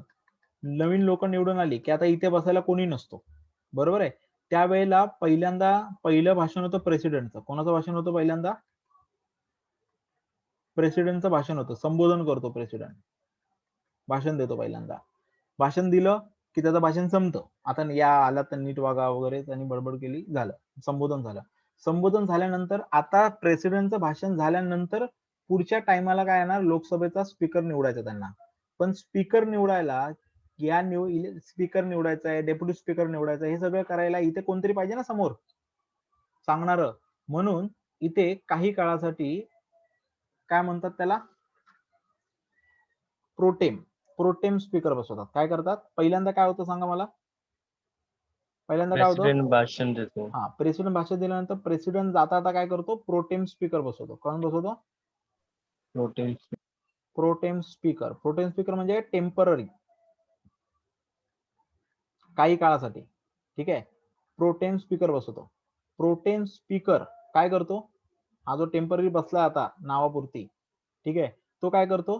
तो आता इलेक्शनची डेट जाहीर करतो. कोणाच्या? स्पीकरचं इलेक्शनची. स्पीकरच्या इलेक्शनची. हा प्रोटेम स्पीकर जो आहे ना, तो स्पीकरच्या इलेक्शनची डेट जाहीर करतो. स्पीकरच्या इलेक्शन मध्ये कोण सहभागी होतो? फक्त मेंबर्स. कोण होतात? फक्त मेंबर, एमपी सहभागी होतात. आता मला सांगा, लोकसभेच्या या सगळ्या एमपी मध्ये मेजॉरिटी कोणाची असते? सध्या मेजॉरिटी कोणाची आहे? बीजेपीची. बरोबर आहे. म्हणजे जर ह्या सदस्यांपैकी एखादा उभा राहिला, म्हणजे बीजेपीने एक उभा केला, काँग्रेसने उभा केला, अजून एकाने तिसरा उभा केला एका पार्टीने, सो मला सांगा या तीन मध्ये कोण जिंकेल? या सगळ्यांनी बीजेपी. म्हणजे अल्टिमेटली स्पीकर कोण असतो? रुलिंग पार्टीचाच असतो. कुठेही लिहिलेलं नाहीये तसं की रुलिंग पार्टीचाच पाहिजे. पण आता इथे बीजेपीचा उमेदवार उभा केला, काँग्रेसने काँग्रेसचा केला, डाव्यांनी डाव्याचा केला, तर मला सरळ सांगा की कोणाचा उमेदवार जिंकणार आहे ऑटोमॅटिकली? मेजॉरिटी. कारण त्यांचीच मेजॉरिटी आहे. याचा अर्थ तुमच्याकडे स्पीकर हा कोण असतो? इनडायरेक्टली डायरेक्टली रुलिंग पार्टीचा. रुलिंग पार्टीचाच असतो. कळलं? आणि तो मग सीटवर येऊन बसतो. एकदा तो सीटवर येऊन बसला, कळलं, की त्याने अपेक्षा असते की तो इथे काम करताना बीजेपीचा माणूस म्हणून काम करणार नाही. कारण पूर्ण लोकसभेचं पूर्ण ताकद, हाऊस मधला पूर्ण इंचार्ज तो असतो. आणि त्यांनी घेतलेला कुठलाही निर्णय कोणीही कुठेही चॅलेंज करू शकत नाही. म्हणजे तो बॉस असतो. बॉस, क्लिअर कट, म्हणजे फुल पॉवर बॉस असतो. मग त्या बॉसनी बीजेपीची साईड घेता कामा नये. त्यांनी प्रॉपर हाऊस रूल जे आहे आपल्याकडे, लोकसभेचं एक रूल बुक आहे, त्या रूल बुक प्रमाणेच त्यांनी हाऊस चालवायचं असतं. त्यांनी स्वतःच्या मर्जीने कोणालाही फेवर करायचं नसतं. लक्षामध्ये असा पायदंड आहे. तर ते लोकसभा स्पीकर येतो. लोकसभा स्पीकर ह्या सीटवर आला की लोकसभा स्पीकर काय करतो? डेप्युटी स्पीकरची डेट देतो. काय देतो? की डेप्युटी स्पीकरचं इलेक्शन आपण या रविवारी या, तुम्ही चहा पोहे खाऊन या, मग आपण बसूया, डेप्युटी स्पीकरला निवडून देऊया. मग आता डेप्युटी स्पीकरची डेट कोण काढतो? स्पीकर काढतो की चला ह्या. आता लक्षात ठेवा, नियम असा, आता डेप्युटी स्पीकरला पण असंच आहे की मेंबर उभे करा, बीजेपी, काँग्रेस आणि हे, आणि त्या निवडून. आता असं केलं तर ऑटोमॅटिकली परत डेप्युटी स्पीकर कोणाचा येणार? मेजॉरिटी रुलिंग पार्टीचा येणार. म्हणून असा कुठे नियम नाहीये, पण त्याला एक म्हणतात की तशी एक प्रथा असते. कळलं? त्या प्रथेनुसार कधीही डेप्युटी स्पीकर हा अपोजिशन लिडरचाच घेतात, अपोजिशनचा घेतात. जी कोणी अपोजिशन असेल त्या अपोजिशनचाच एक जो असेल की जो एकदम प्रेस्टिजियस पर्सन असेल त्यालाच उभं करतात आणि त्यालाच निवडून देतात. सो डेप्युटी स्पीकर, असं there is no rule in the constitution or there is no rule in the parliamentary book. पण ती काय एक प्रथा आहे की जर स्पीकर हा मेजॉरिटी पार्टीचा असेल तर डेप्युटी स्पीकर हा कोणाचा घ्यायचा? अपोजिशनचा घ्या, जेणेकरून बॅलन्स होईल. जेणेकरून काय होईल? बॅलन्स होईल. Clear cut? बोल सर. म्हणजे डेप्युटी स्पीकर साठी इलेक्शन घेऊन जर का मेजॉरिटी येते तरी सुद्धा ऑपोजिशनचा डेप्युटी स्पीकर नाही, घेतात? ते उभंच नाही करत ना. ओके, म्हणजे डायरेक्ट ऑपोजिशन मध्ये सिलेक्शन करतात. हा, एखाद्याला असंच निवडून देतात. कळलं? ती फॉलो केलं जातं ते. कळलं? कोणी नाही केलं, उद्या गव्हर्नमेंट म्हटलं नाही करत आम्हाला, तर there is no rule book किंवा ते काही कंपल्शन नाहीये. पण ती एक समजदारी असते. काय असते? कळलं? एक समंजसपणा असतो तो. बॅलन्स, समंजसपणा असतो तो. टेक्निकली असं कुठेही नाही. टेक्निकली काय की सदस्य निवडून देणार. कळलं? असं आहे. बरं, आता जाऊया पुढे. मग आता पुढचं एक लक्षात ठेवा, जेव्हा आपण म्हणतो स्पीकर आणि जेव्हा आपण म्हणतो डेप्युटी स्पीकर, हे दोन्ही इक्वल आहेत. साधारण आपल्या डोक्यात काय असतं की स्पीकर डेप्युटी स्पीकर म्हणजे डेप्युटी म्हणजे कळलं ना तुम्हाला की खाली आहे, पण तसं नाही आहे. डेप्युटी स्पीकरच्या बाबतीत एक लक्षात ठेवा, deputy speaker is not the deputy of the speaker. म्हणजे काय की डेप्युटी स्पीकर जरी नाव असलं तरी तो मुळात त्याचा डेप्युटी नाहीये, तर त्याच्या खाली नाहीये. या दोन्ही पोझिशन काय आहेत, या इक्वल. इक्वल आहे. हे सेम ऑफिसेस आहेत, इक्वल ऑफिसेस आहेत, इक्वल स्टेटस आहे, इक्वल प्रेस्टिज आहे. कळलं? याच्यामध्ये हा याचा खाली आणि हा डेप्युटी स्पीकर याला येस सर, सॉरी सर असं नाही करत तो. स्पीकर नसेल तर डेप्युटी स्पीकरचं पद आहे. याचा अर्थ असं नाहीये की डेप्युटी स्पीकर हे स्पीकरच्या खालचं पद आहे. स्पीकर आणि deputy speaker are equal. Is a clear? Yes. हा, मग आता दुसरा पॉइंट एक लक्षात ठेवा की ज्या वेळेला स्पीकर, ठीक आहे ना, हा स्पीकर आहे आणि हा डेप्युटी स्पीकर आहे, बरोबर आहे. जेव्हा स्पीकर इथे बसलेला असेल, जेव्हा स्पीकर इकडे बसलेला असेल तेव्हा डेप्युटी स्पीकर कुठे जातो? त्याच्या केबिन मध्ये नाही, तो इथे खाली असतो. कळलं? तो ज्या पार्टीचा असेल अपोजिशनचा तो तिकडे बसलेला असणार. कळलं? कळलं का Yes. तुम्हाला? हा, नाही तर तुम्हाला वाटेल की स्पीकर इथे बसला, डेप्युटी स्पीकर त्या केबिन मध्ये बसलाय की तू झालं की सांग मला, मी येतो, असं नाही. कळलं? तर ज्या वेळेला स्पीकर हा सिटिंग करत असतो, प्रोसिडिंग करत असतो हाऊसची, त्यावेळेला डेप्युटी स्पीकर हा इथे असतो आणि तो इथे बसल्यानंतर काय म्हणून काम करतो? फक्त मेंबर म्हणून.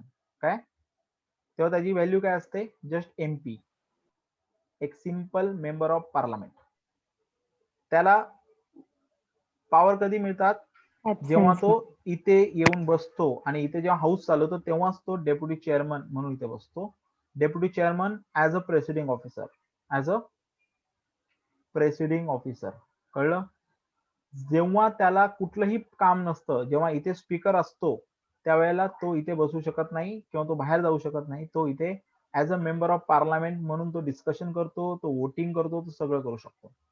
पण जेव्हा तो इथे बसतो तेव्हा मात्र त्याला कुठलंही डिस्कशन करता येत नाही किंवा त्याला कुठलंही वोटिंग करता येत नाही. क्लिअर झालं? क्लिअर झालं का सगळ्यांना? हो सर. ओके, कोणाला काही डाऊट नाही ना? येस, रामा काही डाऊट? येस, ठीक सर आहे. इथे बसून ते सगळे मिनिस्टर त्यांचे मुद्दे मांडू शकतात ना रिलेटेड टू सगळे सगळे सगळे ते आपण बघूया ना. प्रोसेस आहे खूप मोठी बाबा, खूप मोठी आहे. Okay. पार्लमेंट खूप मोठं स्ट्रक्चर आहे. ठीक आहे, म्हणून काही गोष्टी तुम्हाला पाठ करायच्या, काही गोष्टी मी सांगणार आहे. ठीक आहे, थोडा सेल्फ स्टडी कडे लक्ष द्यावं लागेल आपल्याला. ठीक आहे, ओके बर. हा, तर हा असं आहे. मग हे कळलं ना सगळ्यांना पहिल्यांदा की डेप्युटी स्पीकर हा इक्वल असतो आणि ज्या वेळेला तो सिटिंगला नसतो त्यावेळेला तो मेंबर असतो. ठीक आहे, बर. सर एकाच वेळेस निवडतात का? आधी कोणा निवडतात? आधी चेअरमन Speaker निवडतात. स्पीकर डेप्युटी स्पीकरची डेट देतो की चला आज मी निवडून आलो, थँक्यू, आपण रविवारी डेप्युटी स्पीकर निवडूया. कळलं तुम्हाला? कारण कुठलंही हाऊस चालायला समोर बसल्याशिवाय हाऊस चालू शकत नाही. हे कळलं? काही डाऊट आहे? 1 by 1 होतं ना म्हणजे हे? हा, 1 by 1 होतं. ठीक आहे, आलं लक्षात? हो सर. हा, आणि पॅनल किती लोकांचं असतं? आणि त्याच्यानंतर काय 10. निवडतात? पॅनल निवडतात. 10 लोकांचा पॅनल निवडून ठेवतात. कशासाठी? एमर्जन्सीला जर हे दोघंही नसतील, कळलं, तर 10 पैकी कोणतरी असेल ज्याला बसवता येईल, है ना? हाऊस तर चाललं पाहिजे. कळलं? मग तो जे पॅनल मधले 10 पैकी एक जण जो बसवतो त्याला त्या दिवसासाठी, त्या वेळेसाठी काय कशाचा दर्जा प्राप्त होतो? प्रेसिडिंग ऑफिसरचा. कळलं का? डाऊट काही? No sir. ठीक आहे, काही डाऊट नाही ना? ठीक आहे, आता पुढचा पॉईंट घेऊ आपण. ठीक आहे, बाकी मी छोटे छोटे उद्या तुम्हाला वाचायचं आहे, कारण मी खूप बारीक बारीक पॉईंट तुम्हाला उद्या विचारणार आहेत, फॅक्च्युअल्स, जे तुम्हाला माहिती पाहिजे. बघू आधी हे समजून घेऊ, मग बघू आपण. आता जाऊया आपण. बरं, आपले लोकसभेचे पहिले कोण आहे स्पीकर, नाव माहिती तुम्हाला? असा प्रश्न मी विचारेन ना, पहिलं कोण, दुसरं कोण, हे विचारेन मी तुम्हाला. माहितीये का कोण आहे? बोल का माहित नाही? जीके, पॉलिटिकल सायन्स नाही, जीके पहिलं कोण आहे? ठीक आहे, आताच कोण आहे माहितीये का सध्या? सुमित्रा महाजन. प्रकाश बेले. ते मला काय माहिती नाही, रिटायर्ड झाले त्या. तुम्ही बघा, तुम्हाला माहिती असेल नसेल मला काय माहित नाही. ठीक आहे, बरं जाऊया पुढे. ओम बिर्ला. बघा भाऊ, म्हणजे मला काय आता कसं करणार ना आपण. ठीक आहे, बरं ठीक आहे, जाऊया पुढे. त्याच्यानंतर आता आपण बघूया ह्याच्या पॉवर काय आहेत. सगळ्यात महत्वाचं म्हणजे काय, पॉवर. ठीक आहे, पॉवर कशा आहेत, पॉवर काय आहेत माहिती आहे, पॉवर काय त्याच्या.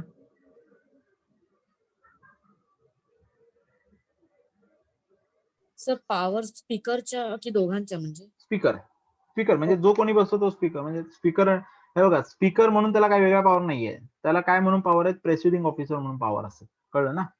अच्छा. जेव्हा तो पदावर बसतो तेव्हाच त्याला मिळणार ना.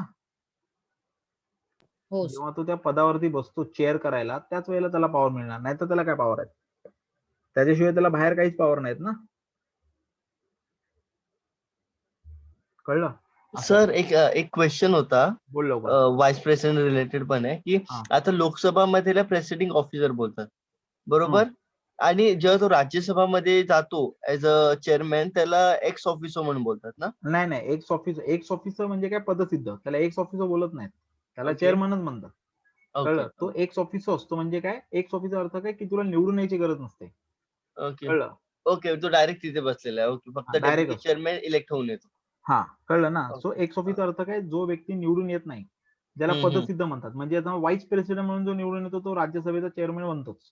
त्याला परत अच्छा. राज्यसभेचे चेअर म्हणून कुठलीही निवडणूक होत नाही. का, कारण जो कोणी भारताचा लोकसभेत speaker उपराष्ट्रपती आहे. असेल, जो कोणी भारताचा उपराष्ट्रपती असेल, तो राज्यसभेचा चेअरमॅन बनतो. कळलं. ओके असं जे असतं ना, त्याला एक्स ऑफिसर म्हणतात. कळलं. Okay sir. काही डाऊट आहे याच्यामध्ये? आताचे ओम बिर्ला आहे ना डेप्युटी स्पीकर. काय माहित बाबा. बर, ठीक आहे, जाऊया पुढे आपण. बर, आता याच्या पॉवर सोप्या पॉवर आहेत. सगळ्यात म्हणजे लक्षात ठेवा, मी पहिले काय म्हणलं, ही हेड ऑफ द लोकसभा. काय वर्ड मध्ये लिहितो, पटापट लक्षात ठेवायचं. का, कारण कीवर्ड मध्ये प्रश्न येतात. हेड ऑफ लोकसभा, लोकसभेचा सर्वोच्च हेड कोण, स्पीकर. बरोबर आहे, ठीक आहे. त्याच्यानंतर दुसरी एक गोष्ट लक्षात ठेवा, आपल्याकडे ना साधारणपणे राष्ट्रपती तुम्हाला व्हायचं असेल ना, राष्ट्रपती, किंवा तुमच्याकडे व्हाईस प्रेसिडेंट तुम्हाला व्हायचं असेल, तर तुम्हाला काय करावं लागतं माहितीये तुम्हाला पार्टी सोडावी लागते. काय सोडावी लागते, पार्टी राजीनामा द्यावा लागतो. बरोबर आहे. त्याच्यानंतर तुम्ही जर एमपी वगैरे असाल, किंवा तुम्ही एमएलए वगैरे असाल, म्हणजे कुठलंही पद असेल, तर तुम्हाला काय करावं लागतं, राजीनामा द्यावा लागतो. म्हणजे तुम्ही प्रेसिडेंट आणि व्हाईस प्रेसिडेंटच्या इलेक्शन उभं राहताना तुम्ही फक्त काय पाहिजे, एक भारताचे नागरिक पाहिजे, चांगले नागरिक पाहिजे, बस. याच्या व्यतिरिक्त तुम्ही काही नाही पाहिजे. पार्टीचे सदस्य नाही पाहिजेत, तुम्ही मंत्री नाही पाहिजे, तुम्ही एमपी नाही पाहिजे, काही नाही पाहिजे. तुम्ही फक्त एक नागरिक पाहिजे.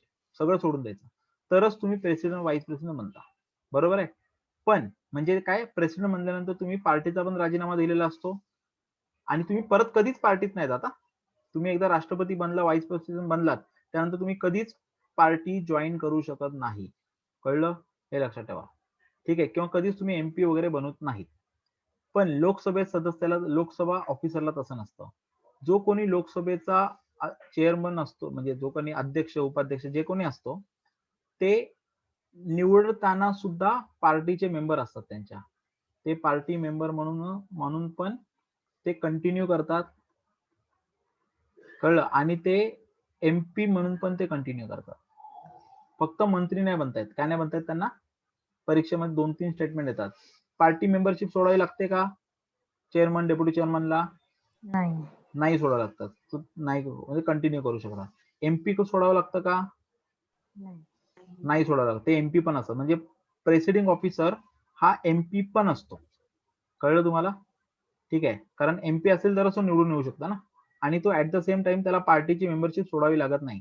पण मंत्रिमंडळातून मात्र राजीनामा द्यावा लागतो. म्हणजे मंत्रिमंडळातला जर असेल तर त्याला राजीनामा द्यावा लागतो. कळलं तुम्हाला. काही डाऊट. मंत्रिमंडळ अलाउड नाही, बाकी सगळं अलाउड आहे. ठीक आहे, सो हे लक्षात ठेवा त्याला स्पीकरच्या बाबतीत. ठीक आहे, बरं. तो हेड ऑफ द लोकसभा आहे. त्याच्यानंतर त्याचं मेन काम काय असतं, guardian of power, privilege of the members. हा म्हणजे मेन काय असतं, त्याचा डिसिजन काय असतो, पार्लमेंटरी मॅटर म्हणजे फायनल असतो. कळलं? म्हणजे संसदीय म्हणजे मेनली लोकसभा प्रोसेसच्या संदर्भात त्याचा निर्णय काय असतो, अंतिम म्हणजे काय, फायनल डिसिजन असतो त्याचा. Clear cut? कळलं का? हो सर. हा म्हणजे बरं ठीक आहे. बरं, आणि हा कसा चालतो, रूल ऑफ प्रोसिजर. कळलं? रूल ऑफ प्रोसिजर म्हणजे लोकसभेचं बुक आहे रूल ऑफ प्रोसिजर. राज्यसभेचं पण वेगळं आहे. तर या रूल ऑफ प्रोसिजर मध्ये लोकसभा कशी चालली आहे ह्याच्यानुसारच तो पूर्ण हाऊस चालवतो. त्याच्यामध्ये दिलेल्या प्रत्येक पॉइंटचा अर्थ लावण्याचा अधिकार पण त्यालाच आहे. लक्षामध्ये? ठीक आहे.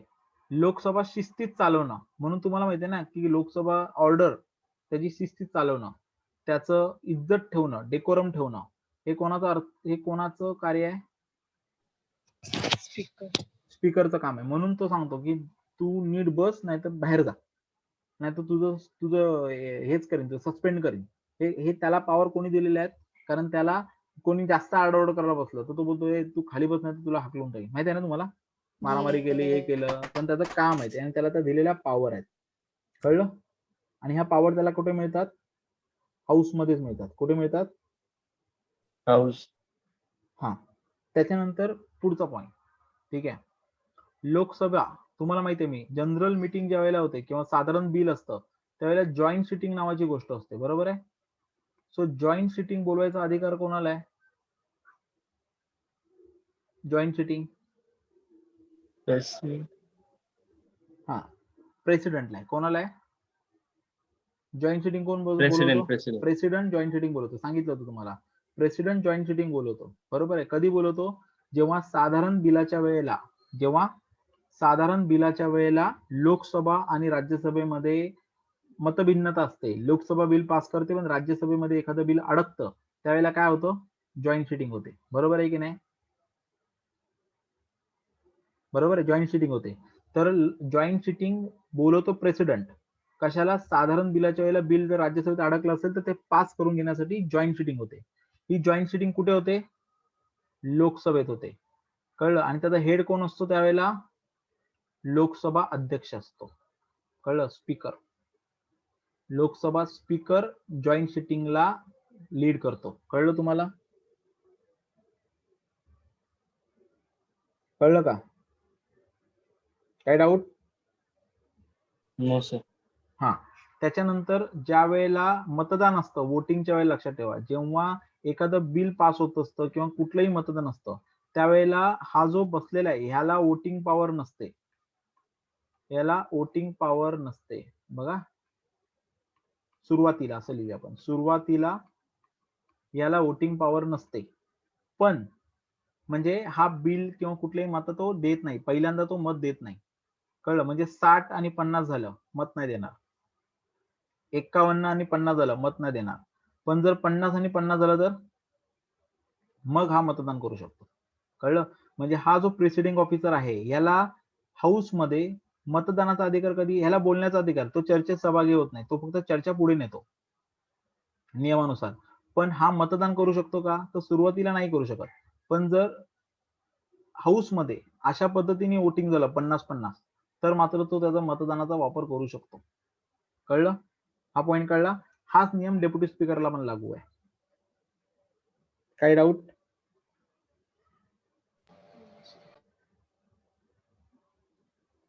No sir. हा. त्याच्यानंतर जशी जॉईंट सिटिंग होते तशी ज्यावेळेला युद्ध वगैरे होतं, युद्ध किंवा काहीतरी पार्लमेंटला डिसिजन घ्यायचं असतं की बाबा आपला प्लेन हायजॅक झाला आणि काय करायचं, त्यावेळेला सिक्रेट मिटिंग बोलवली जाते. काय झाले होते? आणि सिक्रेट मिटिंग. आणि याच्यामध्ये सगळे लोक असतात पण सिक्रेट मिटिंग बाहेर फोडली जात नाही. त्यावेळेला हाऊस मध्ये कोणालाही घेत नाहीत, अननोन पर्सनला. तर या सिक्रेट मिटिंगचा पण हेड कोण असतो? पार्लमेंटच्या स्पीकरच असतो. कळलं? आणि स्पीकरच्या परमिशन शिवाय बाहेरचा कोणी व्यक्ती आत येत नाही. स्पीकर अलाउ करेल तीच लोक आतमध्ये असतात. कळलं? हे कळलं? हा, त्याच्यानंतर मी तुम्हाला एक सांगितलं होतं की कुठलंही बिल, कळलं, पैशाच्या संदर्भातलं बिल जेव्हा लोकसभेमध्ये येतं, कुठलंही पैशा संदर्भातलं बिल, पैशा संदर्भातील विधेयक किंवा बिल हे जेव्हा लोकसभेमध्ये येतं, बरोबर आहे, मग ते बिल हे मनी बिल आहे का फायनान्स बिल आहे? फायनान्स बिलाचे पण दोन प्रकार असतात, फायनान्स बिल 1, फायनान्स बिल 2. कळलं? तर हे पैशा संदर्भ बिल काय आहे, मनी बिल आहे, फायनान्स बिल 1 आहे का 2 आहे, हे ठरवण्याचा फायनल अधिकार आणि त्याला चॅलेंज केलं जाऊ शकत नाही, हे कोणाला असतं? इथे बसलेल्या व्यक्तीला, स्पीकरला. याच्या व्यतिरिक्त कोणालाही नसतं. कारण एकदा का एखादं बिल मनी बिल डिक्लेअर झालं ना, की फक्त लोकसभा पास करते, राज्यसभेला फक्त बघायची ताकद असते. राज्यसभा त्याच्यावरती मत पण देत नाही आणि राज्यसभा ते पास पण करत नाही. पास जर म्हणजे नापास जर त्यांनी केलं तरी 14 दिवसानंतर ते पास होतं. म्हणजे राज्यसभेला मनी बिलाच्या संदर्भात पॉवर आहे का? अजिबात नाही. फक्त वाचन करायचे अधिकार आहे. कसलं? कळलं? येस. कळलं? काय डाऊट आहे? बर, ठीक आहे. सो हे इम्पॉर्टंट लक्षात ठेवा अजिबात. ठीक आहे. सो आता तुम्हाला उदाहरण देतो. आपल्याला आधार कार्डचं बिल जेव्हा लिंक करत होते ना, आधार कार्ड बिल, आधार कार्ड जेव्हा आपल्या याला सगळ्या बँक अकाउंटला लिंक करत होते, माहितीये तुम्हाला, हे पैशाच्या संदर्भातलं विधेयक नाहीये बेसिकली. पण त्यांना माहिती होतं की जर आधार कार्डचं बिल जर राज्यसभेत गेलं तर हे पास होणारच नाही. म्हणून त्यांनी स्पीकरला सांगितलं याला मनी बिलाचा दर्जा दे.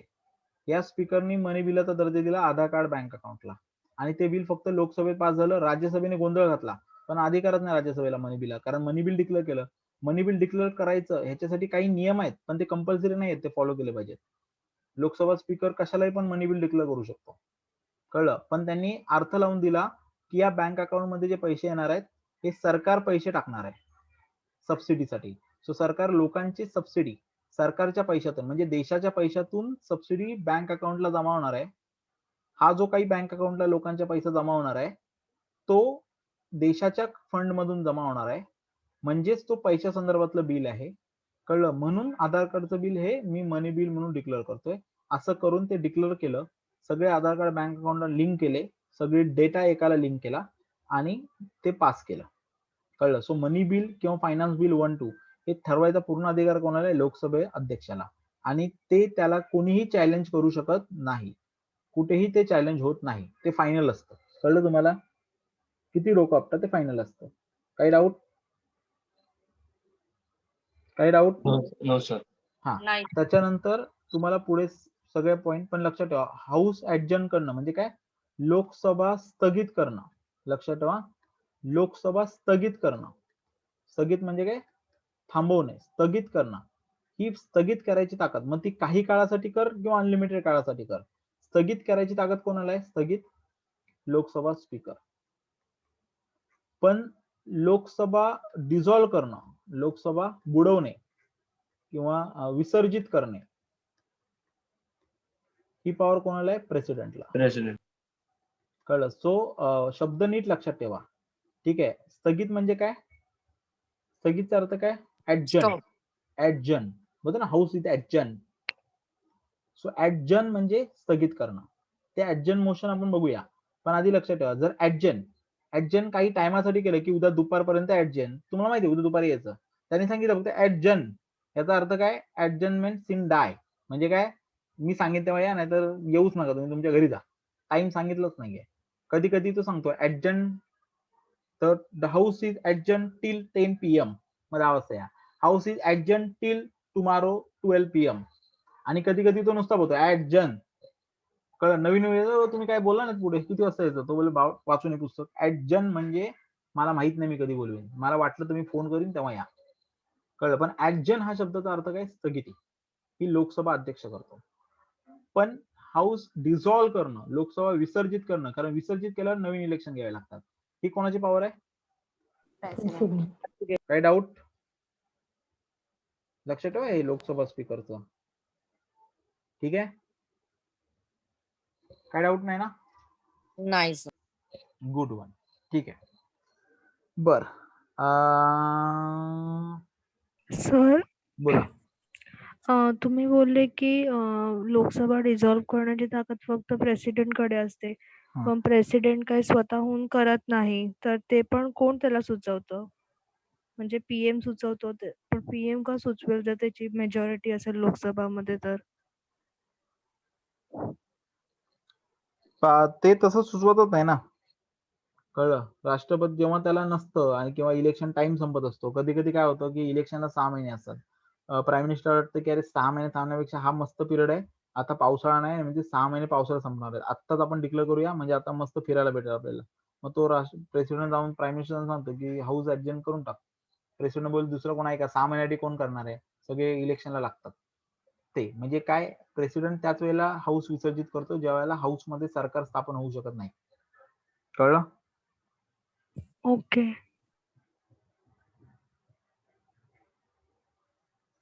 काही डाऊट?